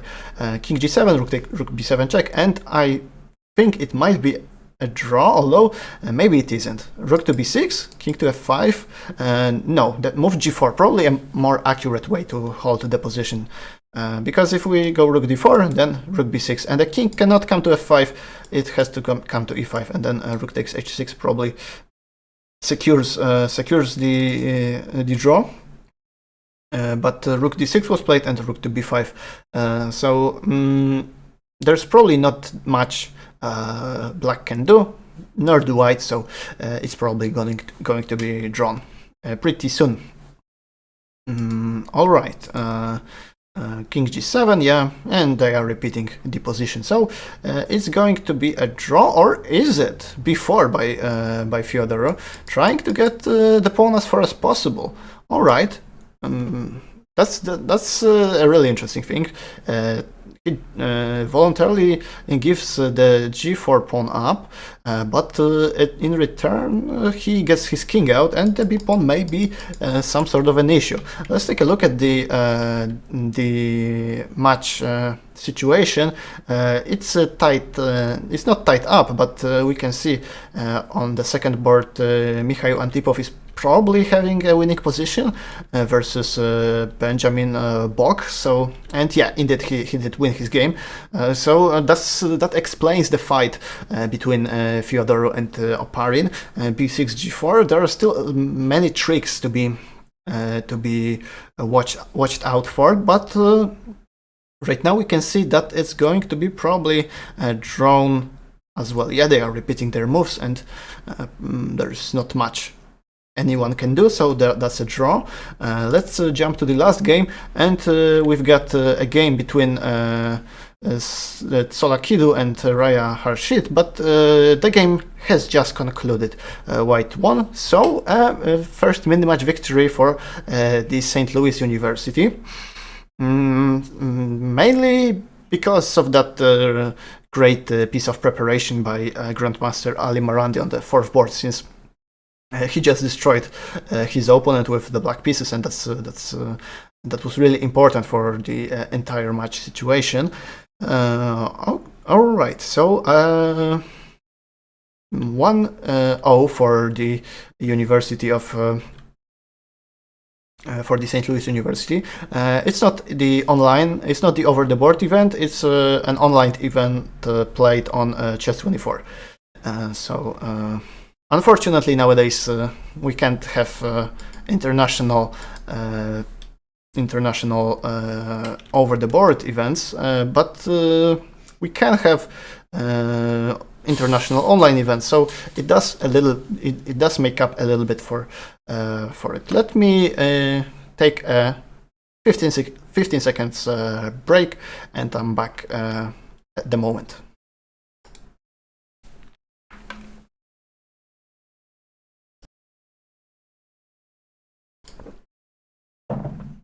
All right, I hope you didn't leave the broadcast, since the break was really short. All right, we wait for the second round of play. The breaks are gonna be probably a little bit longer than previously, since we've got only one match being played, not two like in the semifinals. But in the first match, the St. Louis have maybe not struck, maybe not shocked, but they definitely proved they are capable of winning the entire event, and they took the lead. So they are now definitely the favorites for the rest of the match. But I'm wondering how it's going to be if we switch colors, because in the next match the colors are being switched on each board. So I would love to see Grigory Oparin showing some great chess to us. So definitely we can expect a lot more fight, because now University of Missouri have to catch up in the match. It's not the most comfortable situation for them, but it's not the situation where they are from which they cannot come back from. That's obviously not what I'm going to input. But okay, let me check. When do we? Probably in 5 minutes we are gonna be witnessing the other game. So let us do a little bit of post analysis of the game between Antipov and Bach, because we can afford to. We have a little bit more time. Okay, so it was some Sicilian defense, some modern line. Knight c6, queen e3. The move queen d2 has been popularized by Magnus Carlsen, followed up by b3, bishop b2, and long castle. But queen e3 played by Antipov, g6, bishop d2, and still long castle. So some new plan. Knight f6, f4. Okay, some standard Sicilian position. Queens have been exchanged. f5, e5. Okay, that's interesting. Taking some advantage of the pin. The pawn cannot be taken because g5 deflecting the knight, and if knight gets removed, then we take on d7. So knight e8, f6, and take on d6, f5 takes, knight e5 takes, knight d5, rook d8, bishop g2, king g7. So the endgame with one pawn up for the white side has arisen. Alright, bishop a7, bishop b6, and probably we some smooth conversion. Oh, that's a nasty blunder. Black should have gone g5. But f5 is a blunder because after bishop takes f5, you cannot really take on f5 since you would drop the rook on d8, and you can't take with the pawn since the pawn is pinned with the king. Bishop f5, and with the extra exchange, the position was definitely quite easy for a grandmaster like Antipov to win. So quite a nice victory for Antipov, because but it was not enough to get the match victory, or at least a match draw, since they lost 2.5 or 1.5. That was the only victory for the University of Missouri, and we can see some changes in the team of from Missouri. We've got Christopher Repka instead of Raya Harshit, and we've got women grandmaster Tohiryanova instead of Olga Badelka. So that's an interesting change. Let us see whether it will change the result of from the first match, first mini match, I would say. And the games will start, I guess, in a 2 minutes time. So still a little bit of waiting for us, but we can expect definitely maybe some change of pace, because if with fresh blood, as I would call it, for example, Grandmaster Repka strikes with the white pieces, then this would make a whole of a difference to the entire match score. Yeah, I assume that just 1 minute left for the games to begin, and maybe we will stick with the game of Christopher Repka against Stravula Tsolakidu, since we haven't covered it, the games of those players from the very beginning to the very end.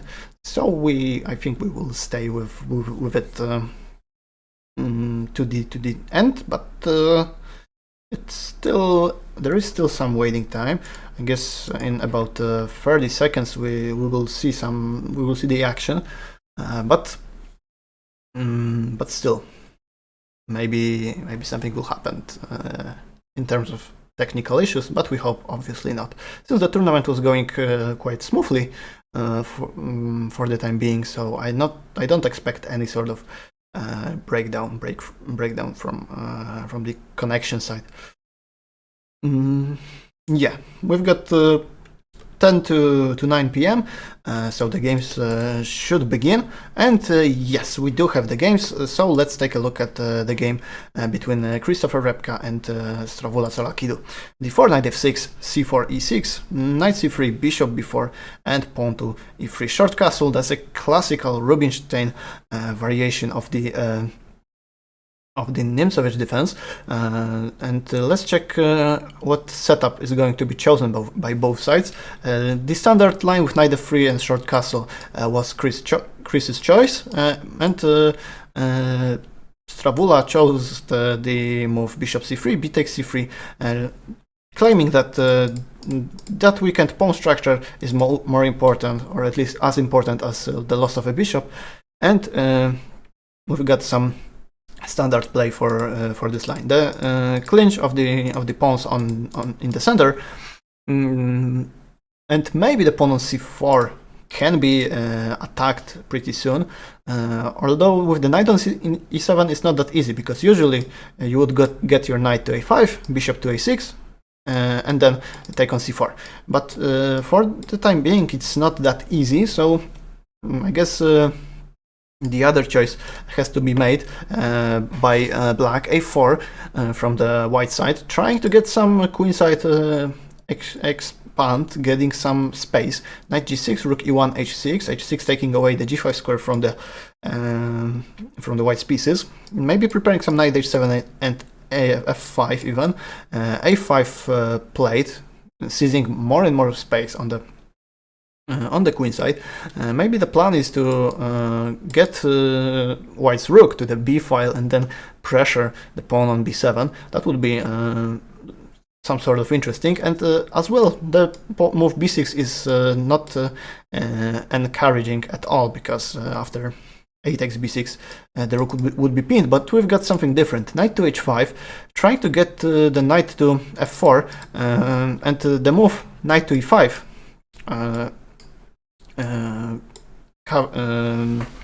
getting the queen to attack the knight is not possible, because after knight takes e5, queen takes h5, you drop the piece on d3, so it's not possible. But knight bishop, so that's why bishop f1 was played and knight to f4.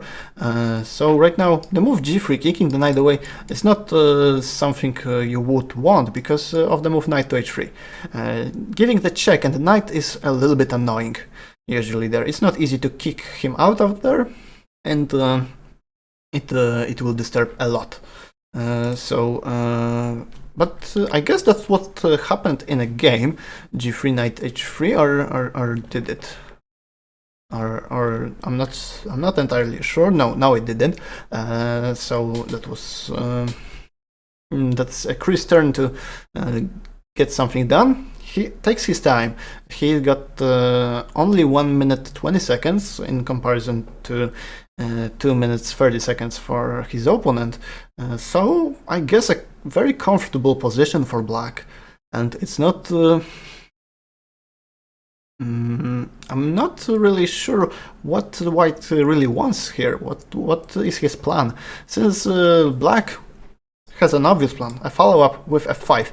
King h1 was played, maybe preparing that little move g3, just trying to escape from the check, since the king is not there on g1 to be attacked. And f5, the move I was mentioning, striking the center. Knight to d2, getting the knight to e4. The fight for the e4 square is now the most important thing in this position.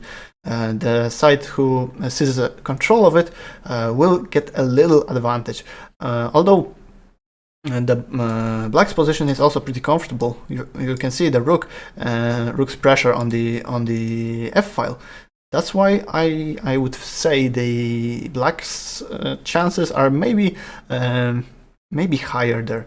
Although I guess the position is probably balanced, but I think the time issue will be a problem for Chris.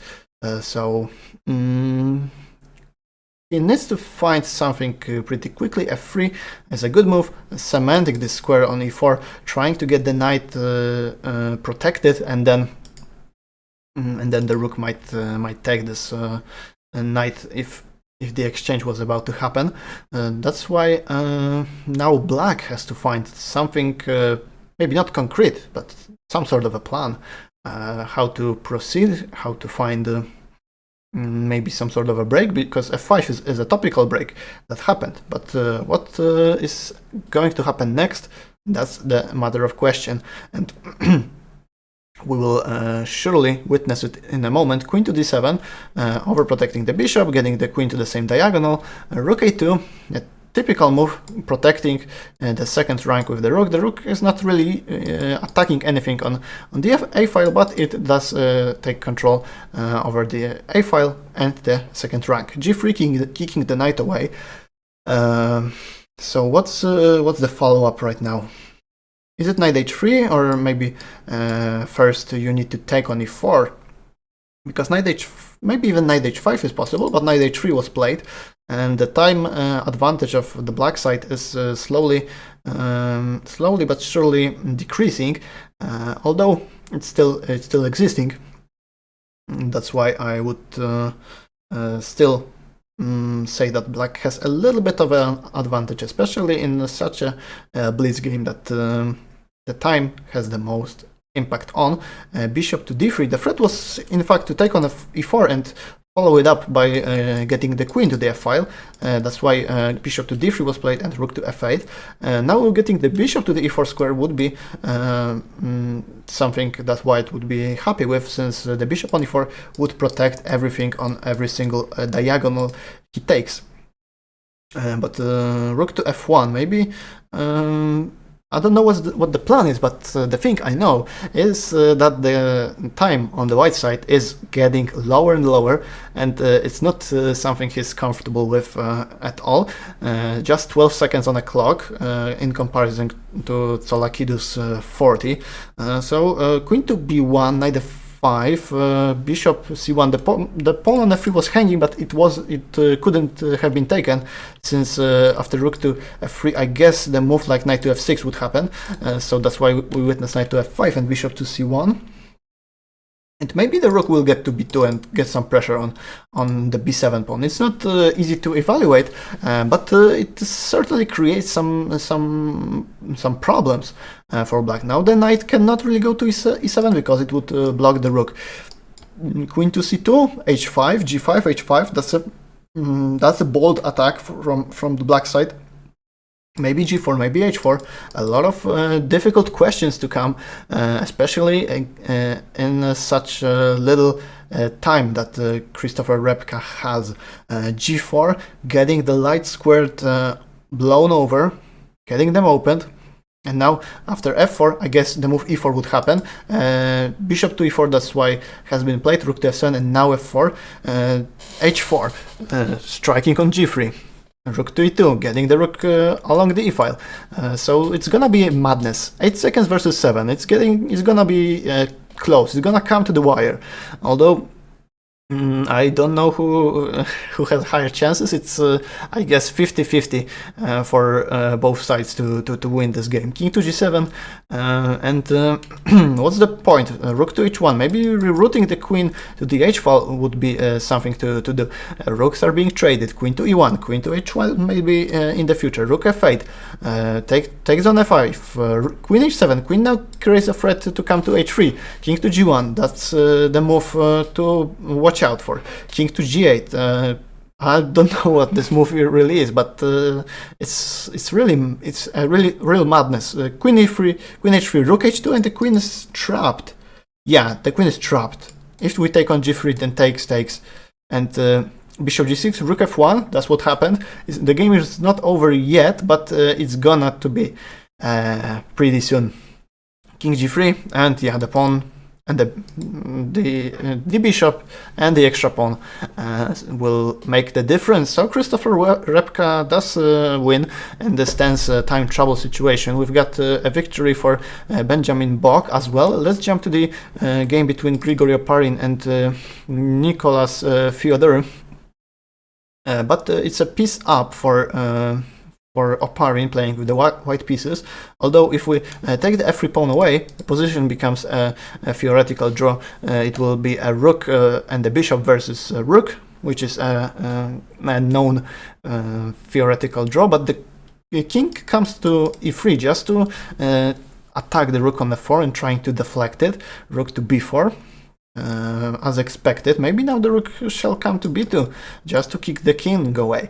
That would be certainly an idea. Bishop g6. Right now f4 can be played, but h3 has happened, and rook to b3. What is this? What is this? I don't really like it, because bishop takes f5, h2, and rook comes to a1, and it's probably just over. Rook goes away to h1 and then to h2. Yeah, so that will make it a draw, not a draw, but a win for for Grigory Oparin, and that's what we see. The last game has been drawn between Ali Marandi and Tohir Yonova. So a change in the lineup has proven to be a real game changer, because University of Missouri came back, and now the match is tied 1-1. So definitely we can expect more fight. I'm not sure if St. Louis University had some changes in the lineup. Let me just check it. Yeah, Robbie Kevlishvili was playing, but and Gabriela Antova, and we can see Akshat Chandra. So some changes in the lineup are maybe bound to happen. Maybe they are possible. So if fight fire with fire, as they call it. So if your opponent did change the lineup, let you do the same. Just get something a little bit different, since now the match, we would say, starts from the very beginning. We've got situation really tied up 1-1, and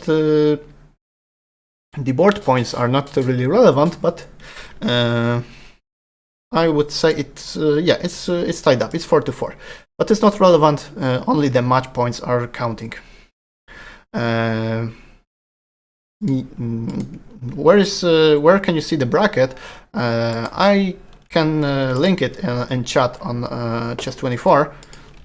So let me just link it.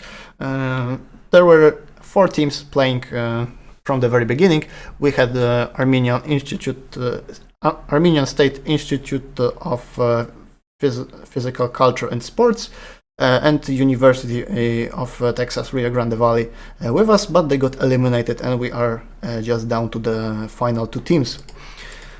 So 2 more mini matches to come, and at least 2 more matches, because maybe we can witness some tie breaks. So let's take a look at the game between Bach and Antipov. It was pretty short. Just 21 moves. Did Black flag? Let me just check it. I guess it did happen that he just lost on time. But let's break it down from the very beginning. Knight to f3, knight to f6, c4, g6, g3. Benjamin Bach went for this setup in our first game of today between him and Kamil Dragon. b3, knight d4, d4, d5, bishop to b2. Yeah, it's pretty standard position for the g3 Greenfield. Black center is quite solid, so is white's, and we would just call those positions equal, and they have been studied for a while in a couple of last years. a3, knight d7, rook c1, rook d8. But somehow Benjamin got his position pretty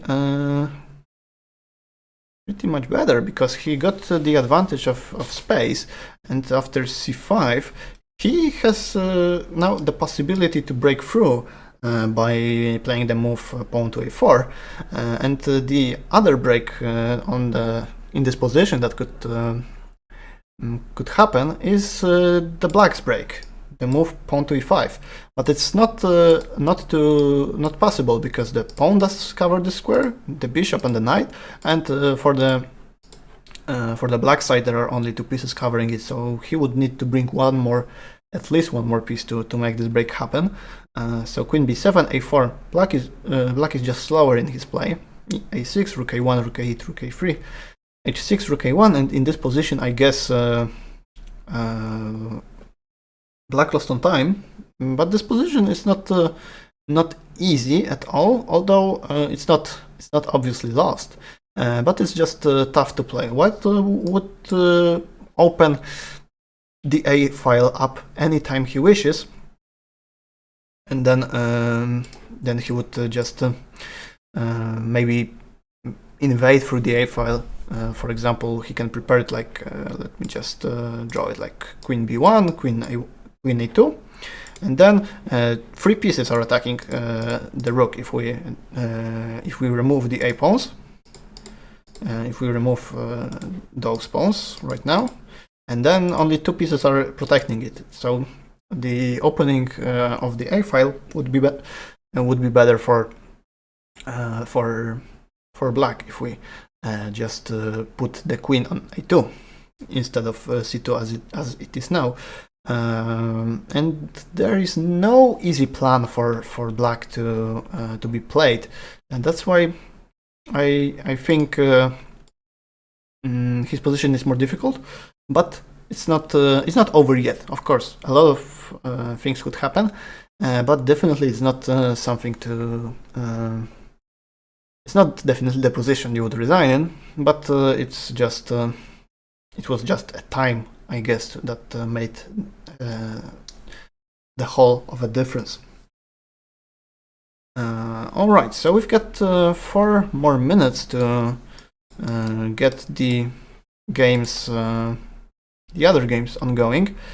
So we've got probably some changes in the lineup as far as I can see. Yeah, we've got Akshat Chandra coming to the St. Louis University squad, and Robbie Kevlishvili as well. But the University of Missouri does stick with the lineup they defeated their opponent in the previous match. So if something does work in life, then why would you change it? And one game has started, I would say, but is it being played or just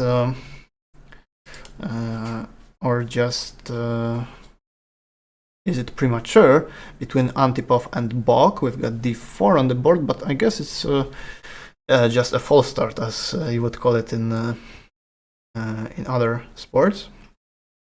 So probably White started the game too early, since we've got still 2 minutes to go to get the round number 3 ongoing. All right.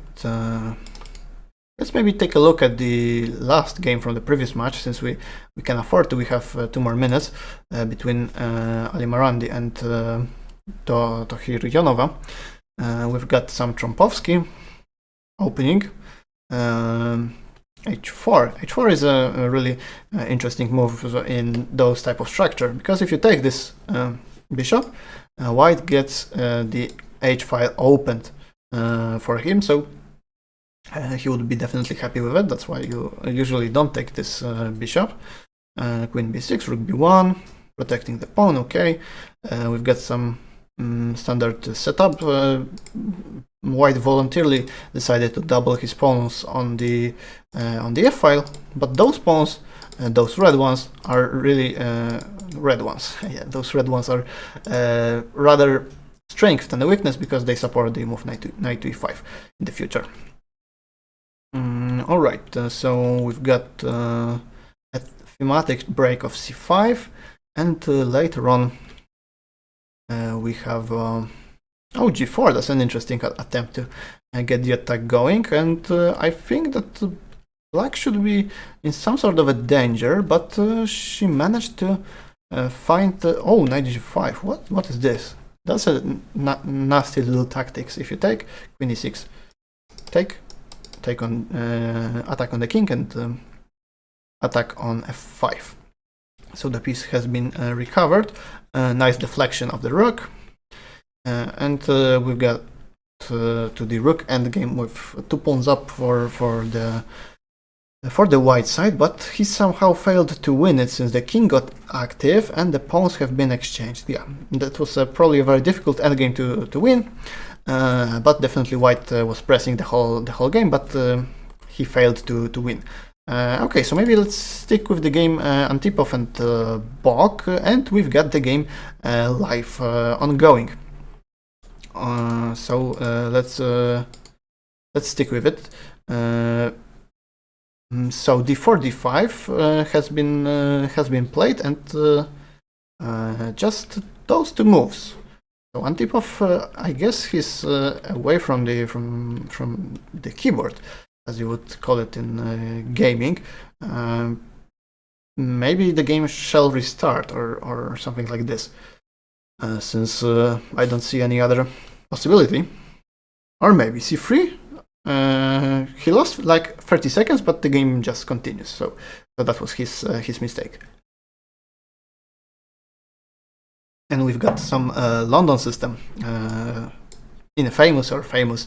Many people call it differently. h3, and Black developed the bishop to the f5 square, where it is just more active than usually it stands on c8.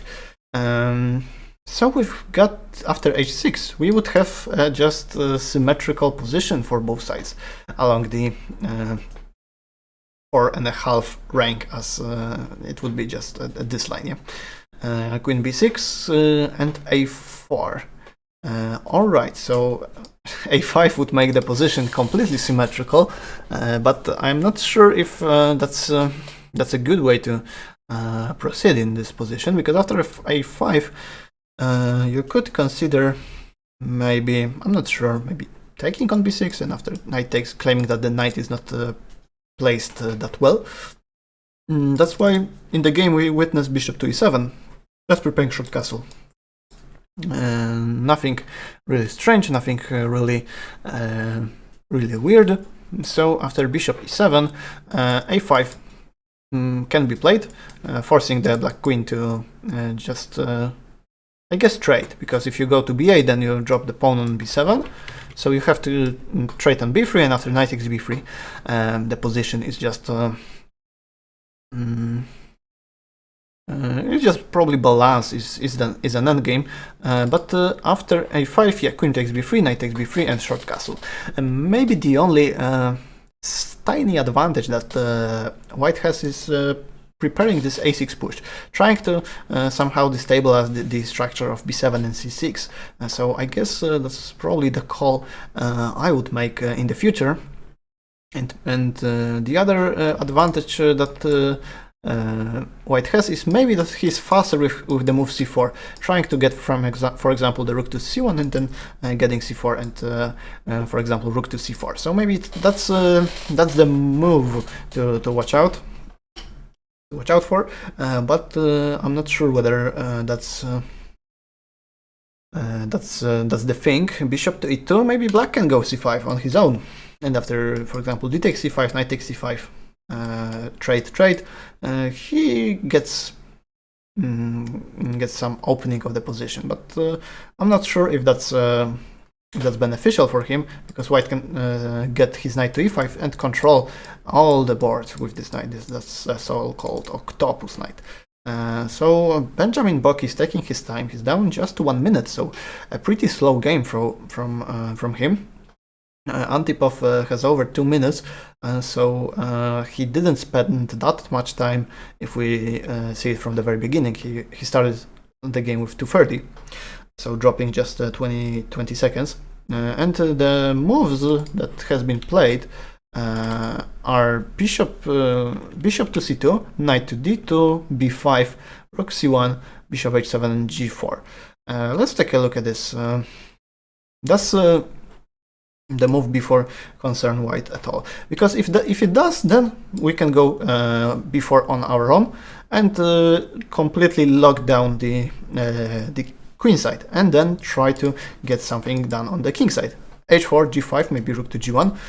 So these are probably the moves, but I guess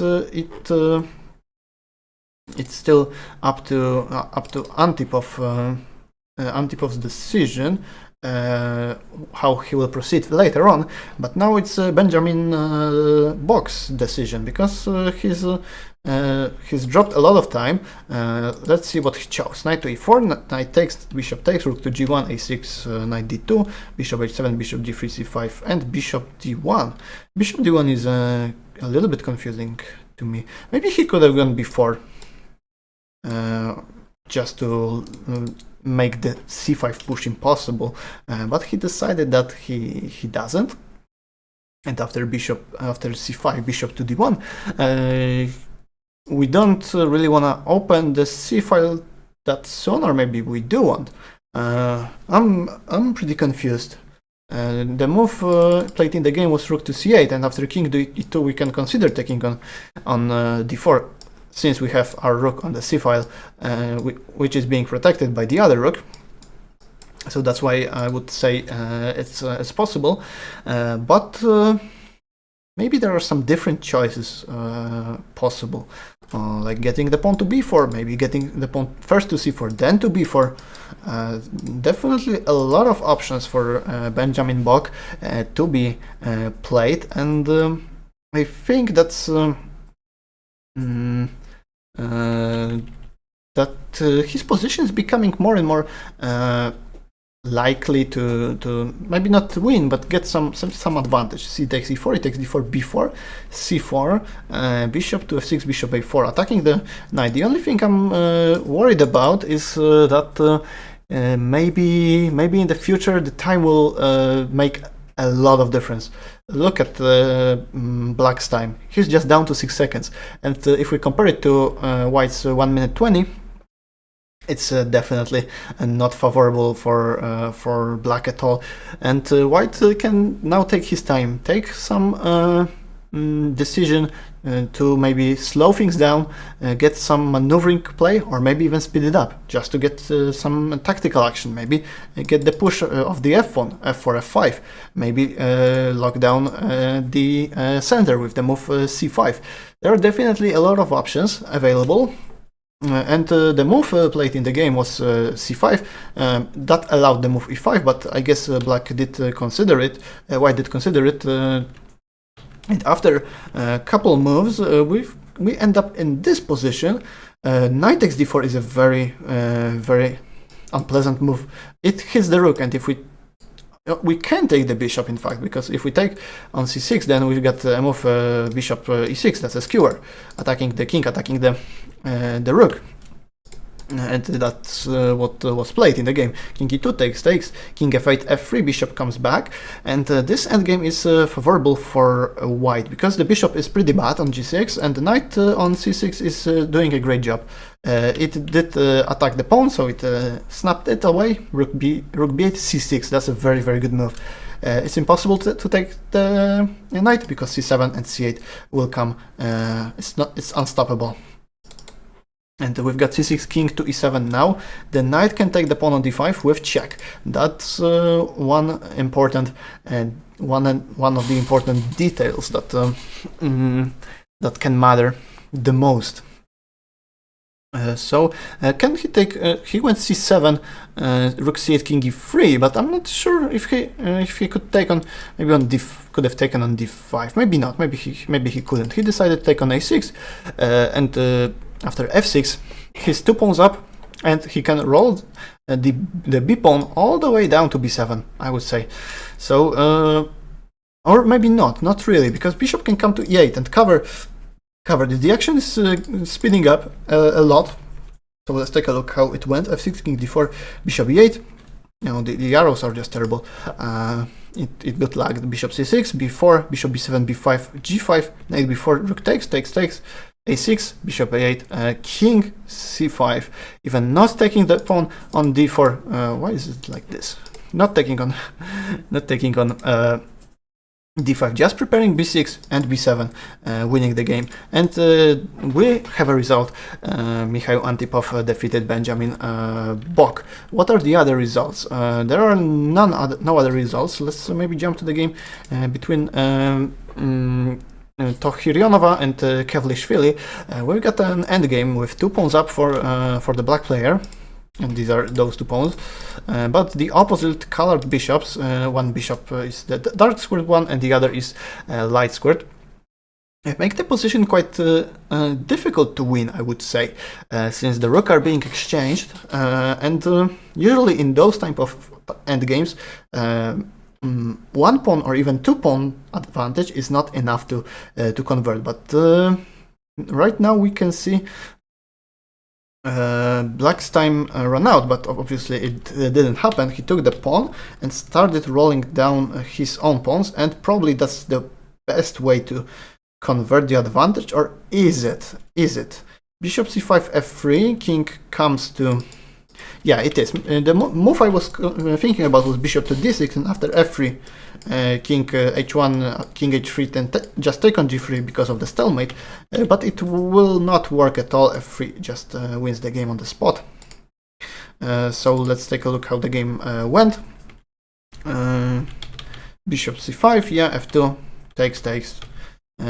One last trick, we can't promote to a queen because it's stalemate.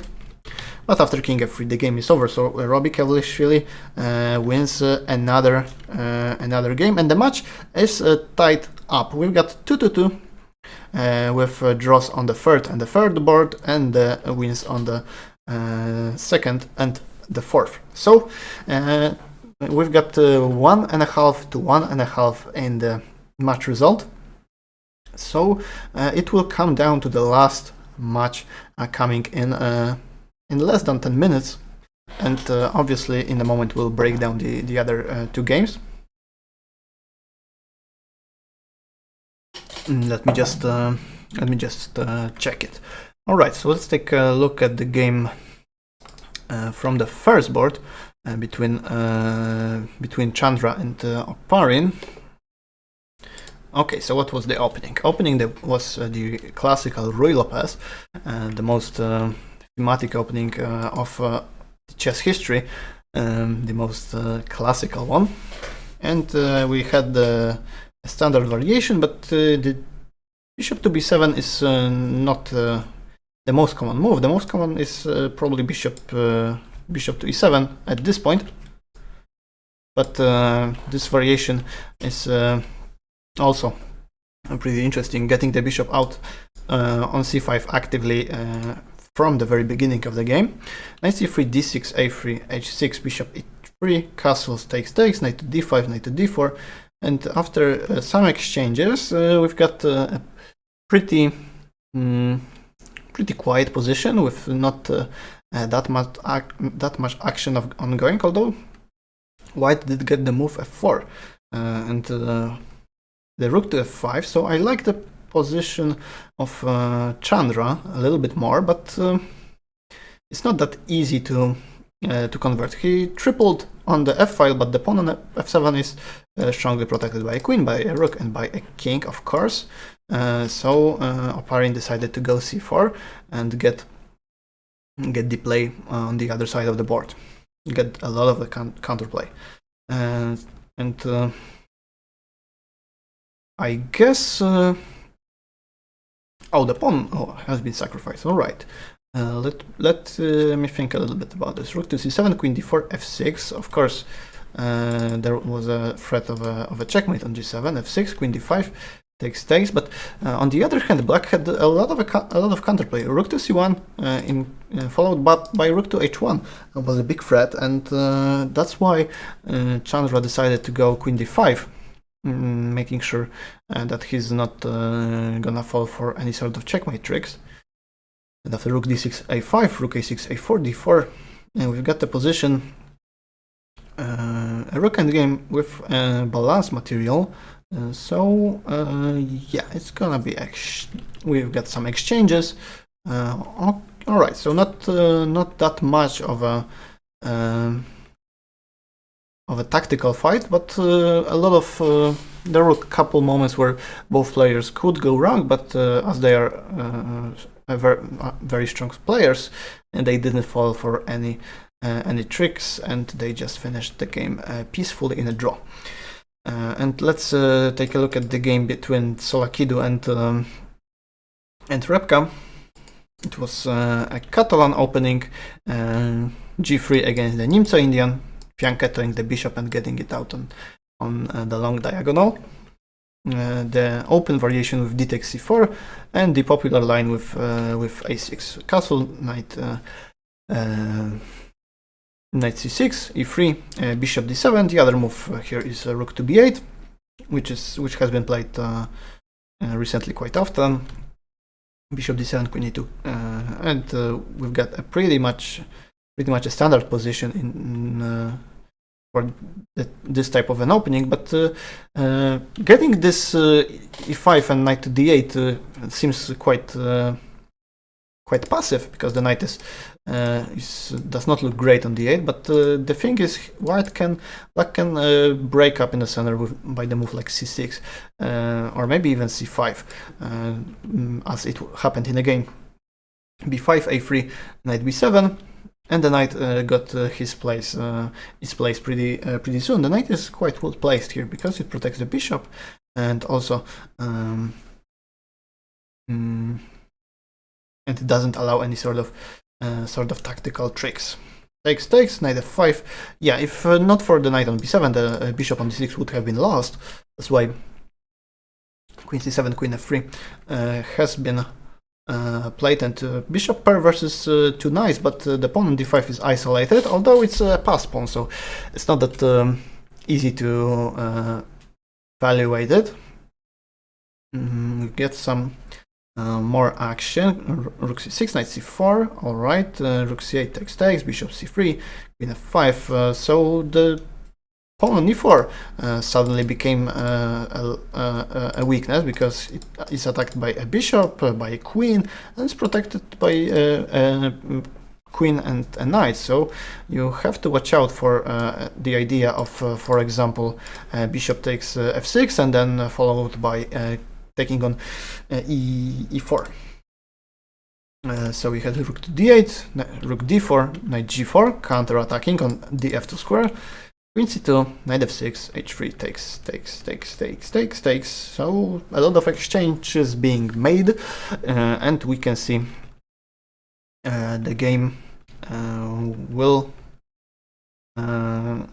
the game has concluded in a draw in a very peaceful fashion. So, all right. So that was the final game from the previous match, which we had to cover. And let us take a look at the pairings of the final matchup. The match number 8. We've got some changes in the lineup. We've got Benjamin Bach on the first board, Stravula Solakidon on the second, Robbie Kevlishvili on the third, and Ali Marandi on the fourth.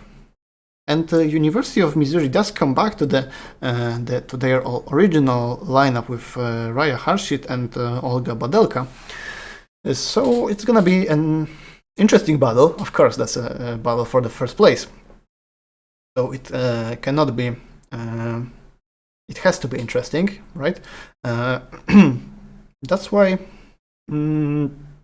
it's very difficult to pick a side that can win easily, because the teams have played more or less in an equal strength.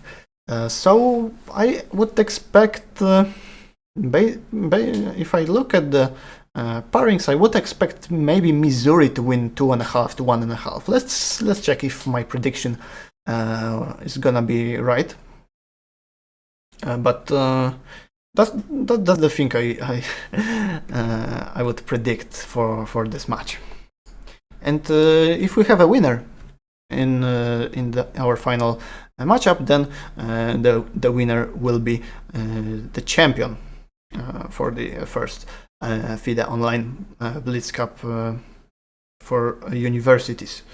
So that's why we have a lot of action ongoing, and just before we start, I will take a 30-second break, so just make sure to stay tuned and don't go away, since a lot of action is gonna come pretty soon.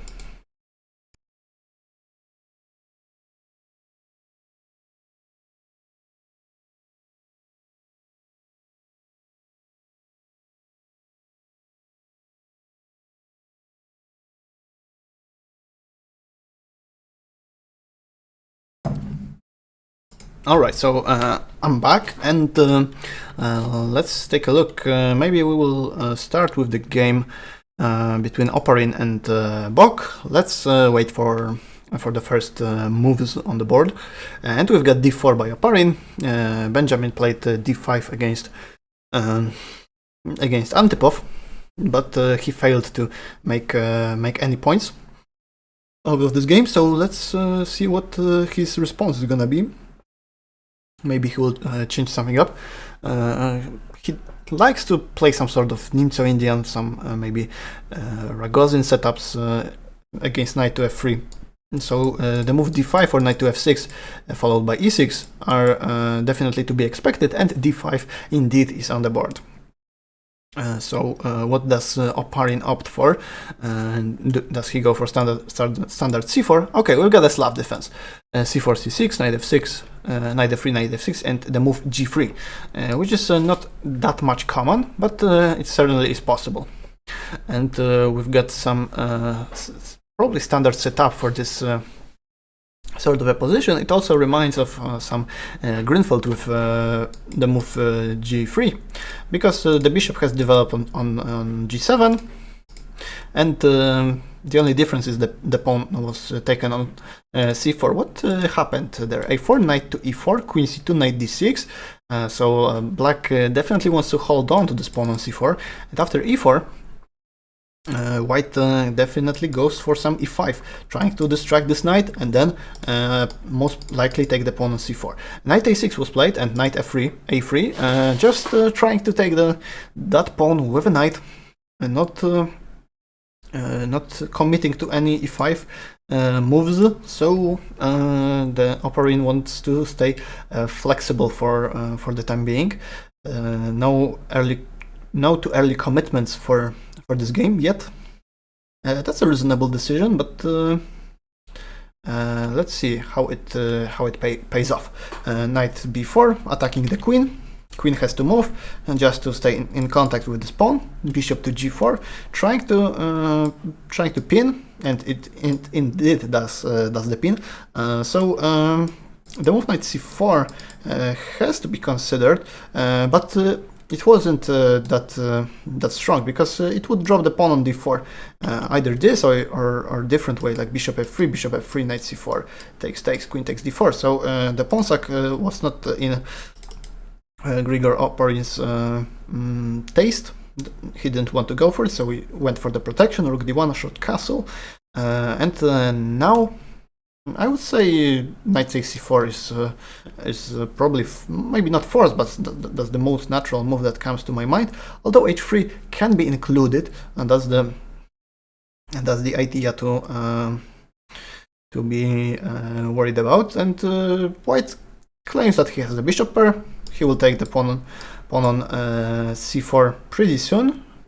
He will not be a pawn down, and he will get some spatial advantage. So he will be a little bit better, and taking into consideration the time situation, that he is almost 1 minute up, I would say that Grigory Oparin has definitely more chances to win the game, and it's a very important one, since if he does win, then he will most likely get the leadership for his team to the championship stage.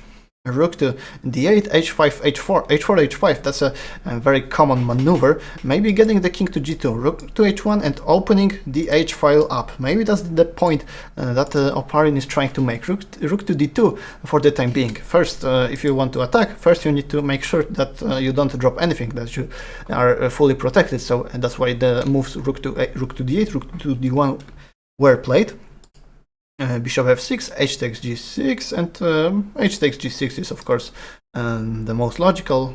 Bishop g2, and now if bishop comes to g5, then we go f4, and then we make sure that the bishops are not exchanged, since we've got a bishop pair, and usually we just to get the full potential of those two pieces, we want to keep them both, not to we don't want to trade them too early. Yeah, and the time advantage is still in favor of Oparin, and it's growing a little bit. Bishop to g5 was played. It's the most natural move that comes to my mind, and bishop can be exchanged, but although I don't like it, it may be possible. But f4 was played, bishop f6, bishop f2.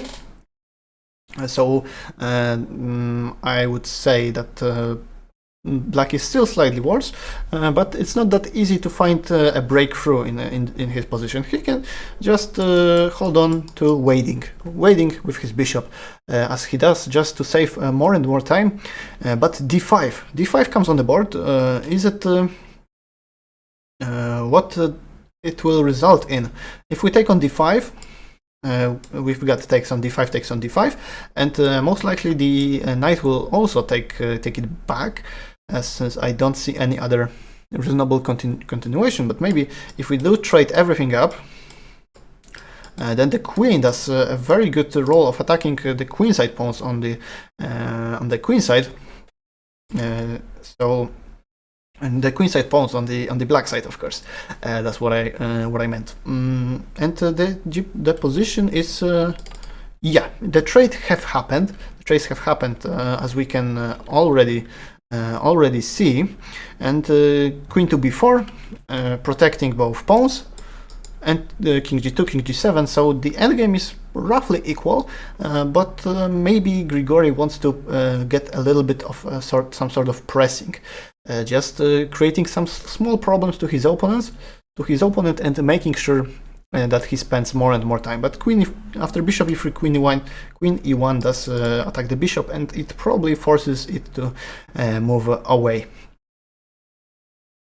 Yeah, if we go like bishop f2, then we just have repeated the position. But the move queen to d2 happened on the board, and somehow it has to be taken, I guess, or maybe not. The move queen a1 is possible too, and if we take on a5, then we've got queen to b2, and the other move Benjamin chose was queen to b1, queen to d5, queen e1, bishop f2, and after queen b4 we would have a repetition. So it would be the second time the position arises on the board. So let's try to find out whether there is any sort of trick that White has to increase his chances to win this game. Queen to d3. What can be even played just to ensure you have some chances? I'm not sure. I can't spot any such idea. And the clock is supposed to have run down, but I'm sure it's just some lag. Yeah, queen e7, queen f3, queen b4, g4. Yeah, that's the move I would want to play. Just get maybe g5, distract the bishop from the diagonal. But b5 is a very good attempt to make a draw. Exchange all those queenside pawns where black was a little bit weaker, and then it will probably end in a draw. So a very tense endgame. F5 takes queen before bishop e3, king g8.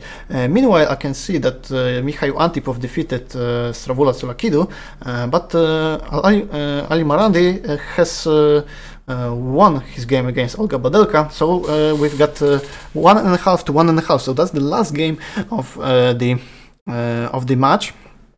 And queens have been exchanged, so if we have a winner in this game, then the winner will be for the entire match, but for the entire tournament. But I guess the game is gonna be drawn, and we will gonna have the tie breaks, and the tie breaks is a single match on 4 boards, and in case of another tie, we would have one Armageddon game. So let's see if I'm right in my evaluation that it's gonna be drawn. Now you have to watch out not to play bishop c7, because that would allow unnecessary move bishop to e5, and you have to calculate the pawn endgame. But Oparin did manage to get his king to e5, so maybe some sort of pressure can be applied, but not really. Yeah. Benjamin Bach is just walking around with his bishop and making sure he doesn't lose, because that would lose them the tournament. So that's not the case. He does hold on strongly, because for the entire game he was a little bit worse but he made a strong statement and defended well. But let's see if he manages to do so to the very end of the game. And probably he does, but let's not count out the Grandmaster Oparin out of the equation, since he is capable of winning such an endgame. King b5, and now king b4 is such a big threat that it has to be defended with bishop c3. So it's gonna be a draw, and it's gonna be 2-2 in this final mini match, and a tie in the entire match. So we're gonna witness the tie breaks. The first one of the first and the only ones of today. So let's just wait for this final game to finish, and then we will make a statement.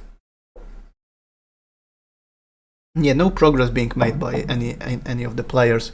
The only thing that could bother Black is that he somehow allows the king to come maybe to d6, either to d6 or to f6, and then the pawn could be attacked. But this didn't happen at all. That's why I think it's gonna be drawn pretty soon.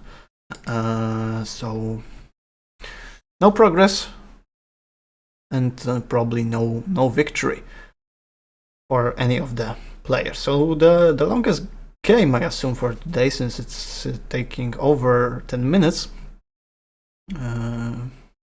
But the players are playing so quickly that the board isn't updated up to date, but it does bring a couple moves at once, because look at Benjamin's clock. It's really toppled down to seconds. Yeah, so okay, Grigori went for a crazy king rush, but it probably doesn't make anything at all. Although maybe it does. How about this pawn? Can it be taken? If yes, then it's getting tricky. Because the endgame may be lost, or I'm not, no, probably not, because the bishop, the point is that you have to cover the f6 square with the bishop. Or hang on a second. Can I go bishop b5 and go and push the pawn? And if I get my pawn to f7, then it's probably all over. Yeah. Wait a moment. Is it just over? Is it? I was talking about the draw for many minutes, but it's now getting down to the wire. Probably it's still a draw, although any mistake can happen to Benjamin easily, I would say. So let's see. Maybe he's winning. Maybe if we get the king to e8 and then cover, or no, I need my king on g8 or e8. I'm not entirely sure. This endgame is very difficult for both sides. So the thing is, you have to block the bishop's impact on the f8 square, because if you deflect the bishop from this diagonal, then you can get your pawn to f8 being promoted. And now what is going on? Bishop e7 will be met by bishop to g7 and king e6, king g6.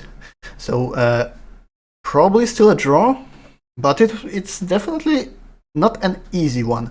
Not the easiest day in the office for Benjamin Bach.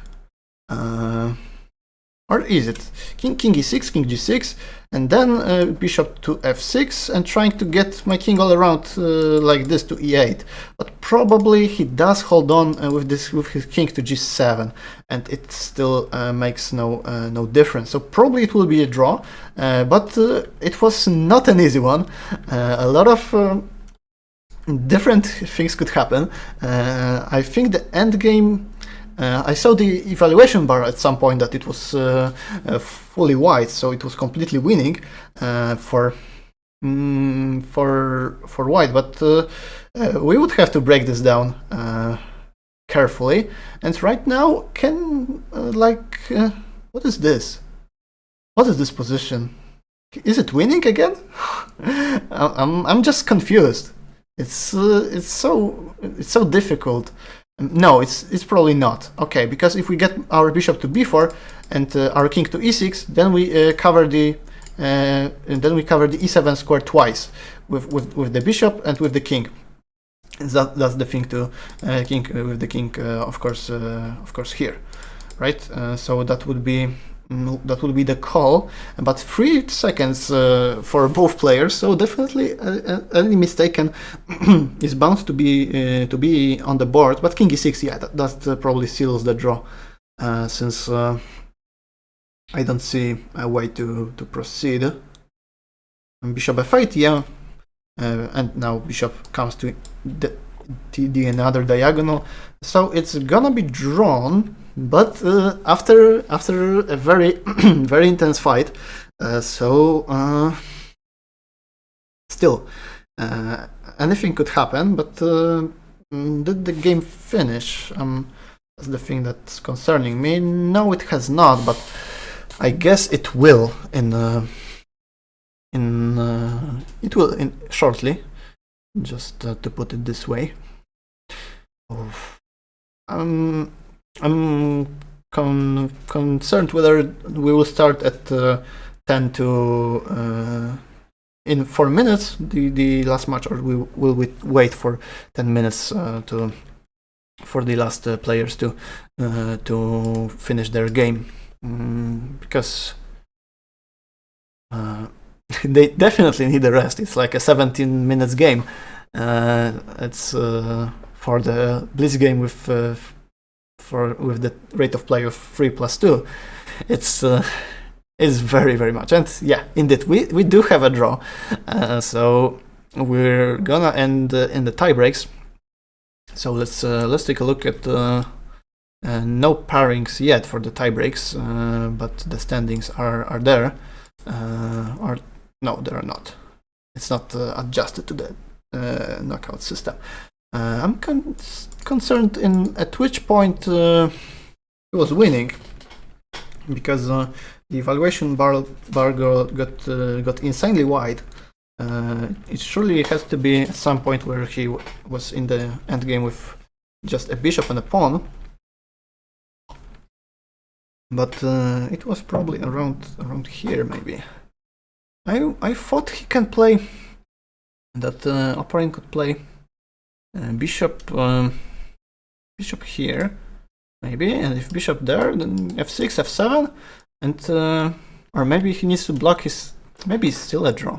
I don't know. Especially the games with such a short time control have to be brought down carefully, and without any sort of external support. It's quite difficult to tell where the mistake was made. So yeah, we'll head to the tie breaks, yeah, because there was one victory for St. Louis, one for Missouri, and two ties. And we will see whether this is our last matchup, or will we head to the Armageddon game, since both teams have proven that they are equally strong and they both deserve the title, but only one of them can do so. So let's see, because it's gonna be once again very close, down to the wire, but we have no pairings available yet, so I guess the games will start not that soon as we expect. So maybe we can just yeah, that's the only match being left, since it's the final match, and the only game of those of the last mini match, since we can see all other games have been finished, and we just wait for the tie breaks to begin. Let's just maybe check some other games of the mini match. Oh, we've got some cute little checkmate over there. So let's take a look at this game, since it might be might have been quite interesting. And in the meantime, I'm just gonna watch out for the pairings to appear. Okay, so we've got some Martyrosyan again. It has been played. It has already been played. And the line with early knight x d4. The usual move is bishop d7, but the players also go knight x d4, with the point being they force the queen to take, and then they run down with the a-pawn as soon as possible. Yeah, bishop e6, bishop e3, knight d7, a very typical position for Martyrosyan. King to f1, that's a weird move. I don't understand it that much. Maybe it was a preparation for the endgame, and indeed it was, because we had queens being exchanged pretty quickly. So we've got the king to f8 before rook a2, but somehow the position of black is really strong. Look at the rook on the second rack, just controlling the entire white's camp. Into bishop e3, h5, h4, bishop e5, f4, bishop f6, provoking another weaknesses in white's camp. G3, rook a8. Okay, just bringing another rook to the action. King to e1, rook to a3, bishop f2, takes. Hang on, bishop c3, yeah. And now the knight comes to the action. Jumps to e4, maybe we'll jump to g4. And oh, that's an interesting exchange sack. Bishop c4, rook takes f2. So white didn't want to protect the e4 pawn. Maybe it wasn't possible at all, because if we go something like bishop to d3, then we got bishop d2, attacking the rook, attacking the bishop, but rook c8 still is possible. And after king comes to g7, then we can hide our bishop on c2. So maybe that was possible as well, although then the knight can jump to g4, or maybe it can jump to g4 immediately after bishop d3 and g4, attacking the f2 bishop. Yeah, so that wasn't easy at all. Rook takes f2, rook, king takes f2, knight e4 check, king g2, exchange sack, but white's position is becoming more and more dangerous. Knight d2, okay, first of all, he can take back the exchange. Look at the rook. She is not coming out at all, since all the squares are being covered by black's pieces. But Mikhail Antipov didn't want to take that exchange. He just went for some king run, knight e4, and for the king hunt was more important. And he found a really beautiful checkmate, net with only 3 pieces, but all of them participating in the action. Okay, we've got the games, or I guess 2 games. Yeah, the pairings have appeared, but just only the 2 of them, not all of them. We've got once again Fyodor against Oparin and Antipov versus Bach. So. Let's take a look and wait for the games to begin. So according, as far as I know, it will be the 1-3 +2 mini match, a rematch again, as a tiebreak. Let me look at this. Yeah, then a Blitz playoff matches. That's the thing. Okay, so if this is tied up again, then we head up to the Armageddon game. But if not, then we have a winner. So the tournament will surely finish.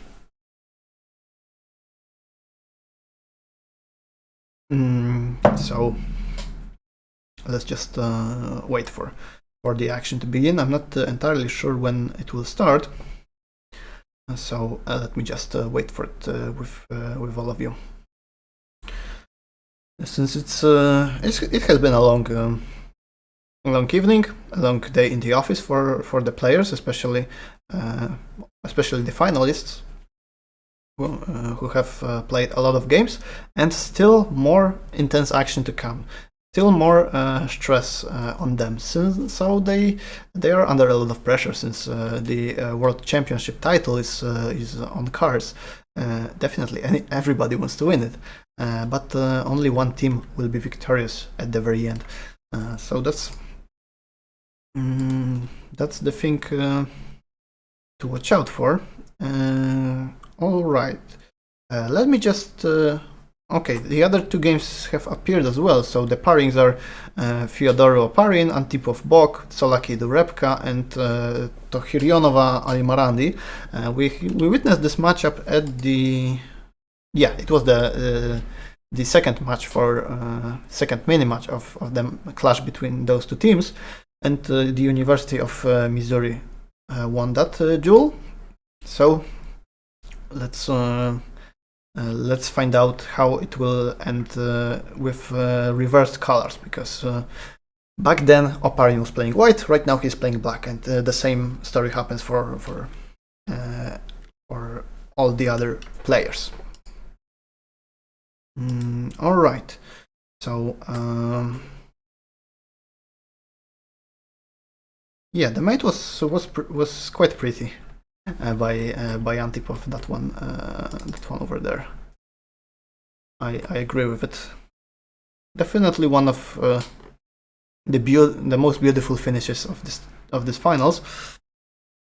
But maybe I haven't seen all of the games that were really interesting and having some big action. All right, I'm not sure if we start at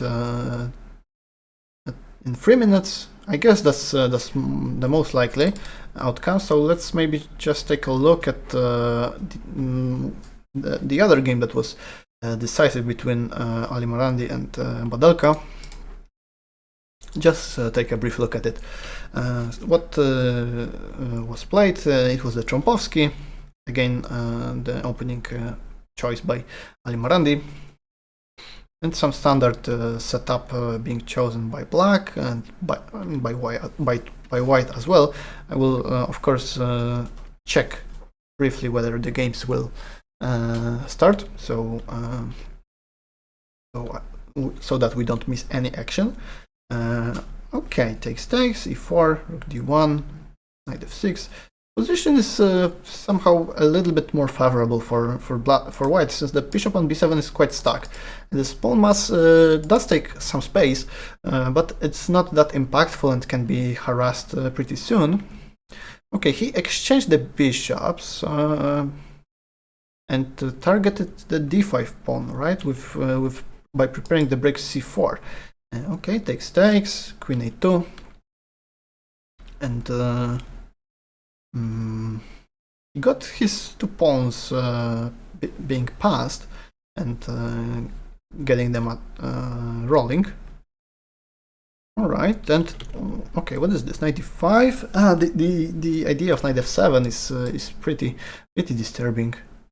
So that's why she had to sacrifice an exchange, and after rook f2, queen d5, knight c7. A nice little touch of rook b1. Knight takes d5 is not possible due to rook b8 and the back rank checkmate. Only the mate can be it cannot be stopped, but it can be prolonged.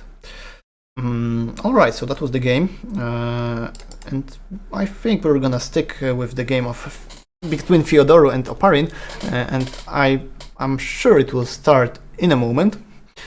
So let's stay on this board so that we don't miss any action.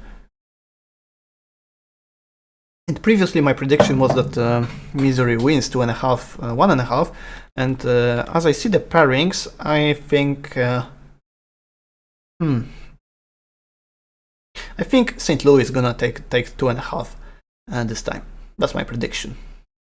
Because I've seen that Alimarandi is very strong, dropping just half a point, winning all other games. So I think he, even with the black pieces, he can strike. He is capable of it.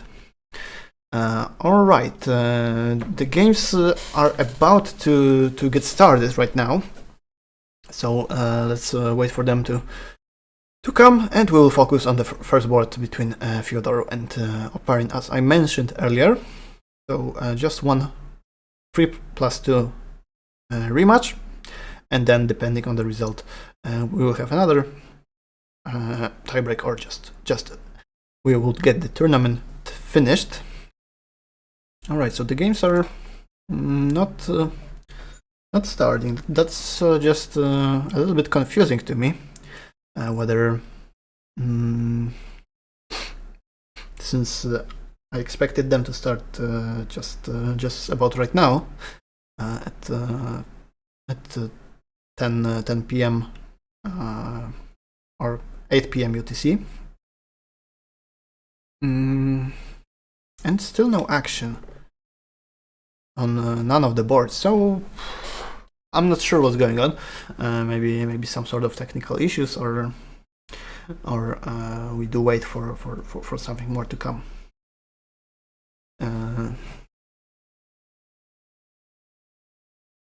Maybe Oparin and Bach wanted to take some more rest, because they deserved it. Like almost a 20-minute game. Okay, I can see that Antipov and Fyodor, Antipov and Bach is being started, and so do other games. So let's check it out. Knight f3, knight f6, g3, d5, bishop g2, c6, castles, bishop g4, d3. So-called King's Indian attack by Fyodor. E takes f3. Oh, that's interesting. The usual stuff here is bishop takes f3, but e takes f3. That's an interesting attempt, just to providing that semi-open e-file for white and getting some control over the central squares. And that's why he wants to put his knight on e5, but now he goes for h4, trying to go h5 and maybe h6. That's why after Grigory goes for h5, and after knight g5, knight to d6. Knight has its own space on f5, and I'm not totally sure what's the follow-up for the white side. Maybe c3, d4, or maybe some. First of all, he needs to get rid of this pressure on this pawn. Bishop h3, rook e8. I guess he wanted to get some sort of action, some sort of sacrifice maybe on the e6 square. Rook to e8. c3, knight f6, queen to f3. All right. And knight f5. And if we take, then the structure gets pretty much balanced, but we don't want to really take too soon. So that's why rook e2 is played, preparing some bishop d2, maybe rook to e8, trying to seize control over the e-file, and then preparing that take on that exchange on f5. So now time for Oparin to really think of a follow-up. Since the structure is quite solid, the position is as well, and it's not easy to find any pawn breaks, pawn actions, or pawn levers, as they call it. But a5, all right. This move does snatch some queenside space. That's why it's. Maybe indicates that that black goes for some pawn play on the queen side, just trying to get some weaknesses. But although I don't see it working that soon, but now after we make a contact on a4 b5, it does get speed up, because if we take on b5, then c takes b5 followed by b4 can happen. And a lot of difficult decisions for both sides would appear, but king g2 played by Fyodor, and b takes a4. Black just takes the pawn and claims that he's pawn up, and despite this pawn being doubled, he likes his position. That's a reasonable choice. Now let's take a look whether c5 is possible. It has been played, so it can be possible. Rook to d2, I don't like this move at all. I feel like Oparin is taking the initiative over. The knight can swindle around from d6 to c4 and try to attack all the pieces. On the queen side, rook c8, rook d3, overprotecting the c3 pawn. But I feel it's getting a little bit out of control for the white side. The rooks are pressuring the white's position, and it's certainly not easy to find a good counter. Maybe he doesn't want to go knight d6 because then it will be met by some sort of bishop e3, bishop d4, activating that bishop. So I guess that's the choice in case of knight d6. Queen c6, king to g1, and if knight goes to d6 to e4, maybe right now it's possible as long as the bishop is not attacking the queen. But king g1, queen c4, hitting the rook is on the board, and now maybe knight can come to e4 just to create some more open files and open diagonals. But bishop f1, queen b3, queen to f3. I guess a3 is something that Oparin would dream of, just to get more pressure on this pawn, attacking its protector, attacking its defender. That's why I like his position more. He is a pawn up, and but now white goes for a repetition of moves. I'm not entirely sure that... oh, knight g4, knight g4, let's forget about it, about the repetition. Knight to g4, attacking f2, forcing some serious action, serious issues for the white side, and now a3. The c3 pawn can be taken, and so it does. So what is the move for Fyodor right now? Takes. I don't see him getting out alive with this position at all. So I would say that Oparin is about to take this game away, and a very crucial victory with the black pieces, since usually it's at the high level the advantage of white pieces, of having the white pieces, is more important than in the lower levels of chess play, but he, with the black pieces, does take the initiative over, has the pawn up, has an attack, and I believe he is gonna win. And if he wins, then it would open the path to victory for the University of Missouri. So things get spicy, things get interesting, and as I can see on the evaluation bars on the other games, I guess I was wrong in my prediction, and the games are becoming in favor of Missouri, especially the games with the black pieces. And let's take a look how Fyodor is going to respond. I'm not entirely sure how he wants to play. Queen e1, knight takes f2. Oh, that's a very massive tactics. If knight takes on f2, queen to g3 check, and snapping away all of the kingside pawns. King goes to the corner, queen takes. White just cannot survive this. I don't see him coming out of this alive. The rook can also be deployed to the attack through the square on b1, but queen to f3 was played, king to h2, and now is the move knight g3 possible? I guess it is, but is it good? And that's the other side of the story, and I'm not entirely sure how to evaluate that, but he definitely can take the pawn on h4. This way or that way, he will have like 4 pawns for the piece, and a huge and massive attack on the opponent's king. And now Oparin takes his time. He wants to make sure that he wins the game and not falls for any sort of trap, any sort of trick. Knight to g3 played. Rook c2, protecting the bishop, and maybe sooner or later the rook will come along the c-file somewhere to create, I don't know, maybe a threat. maybe something like this will will appear on the board. Rook to c2. How to proceed? Maybe rook b1 is a call, or rook to b3, or maybe rerouting the knight somewhere.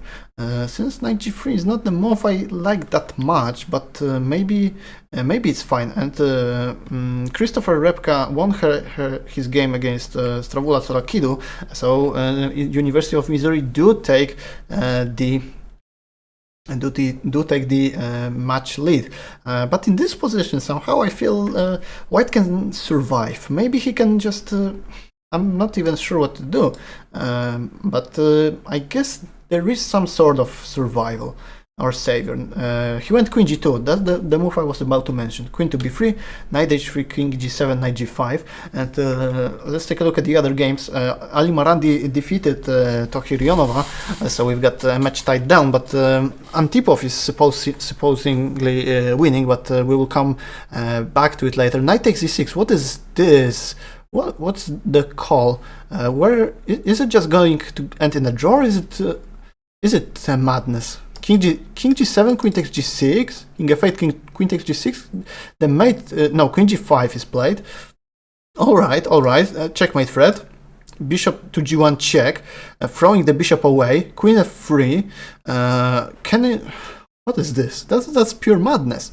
Okay, now the pieces are being exchanged, so I guess it's gonna be, or maybe it is gonna be a draw after rook takes c1, queen e3. Attacking the king, attacking the rook. Let's take a look at this. Check, check, check. And after queen d8, it's gonna be probably a draw. Yes, and it indeed is. So let's, after some other moves, let's jump straight to the game of Mikhail Antipov. But he defeats Benjamin Bach, and the final results are in University of Missouri after a tiebreak defeat St. Louis University 2.5 to 1.5 and become the champions of the first World University Online Blitz Cup. So big congratulations to the team. They have proven to be the strongest one, and they were the slight favorites of the finals. So a lot of action ongoing, but we finally do have a winner. In case you have some last questions, feel free to ask. If not, we will finish the broadcast. Tomorrow the action starts pretty early. Tomorrow we have the Rapid Cup, also played on Chess24, and the first match starts at 5 a.m. UTC.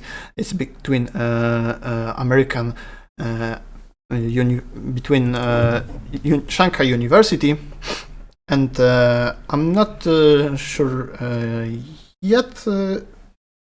I will just check it briefly. Who are the finalists? So we will have a University of Missouri facing of University of Shanghai, and the second semifinal is St. Louis University versus University of Texas Rio Grande Valley. So more action to come. Tomorrow we have a rate of play 10 minutes plus 5 seconds, but it will be covered though. Covered tomorrow. All right. Thank you for watching the broadcast. I hope you enjoyed it, and see you soon tomorrow. There will be more action to come. Hope you enjoyed it, and see you tomorrow.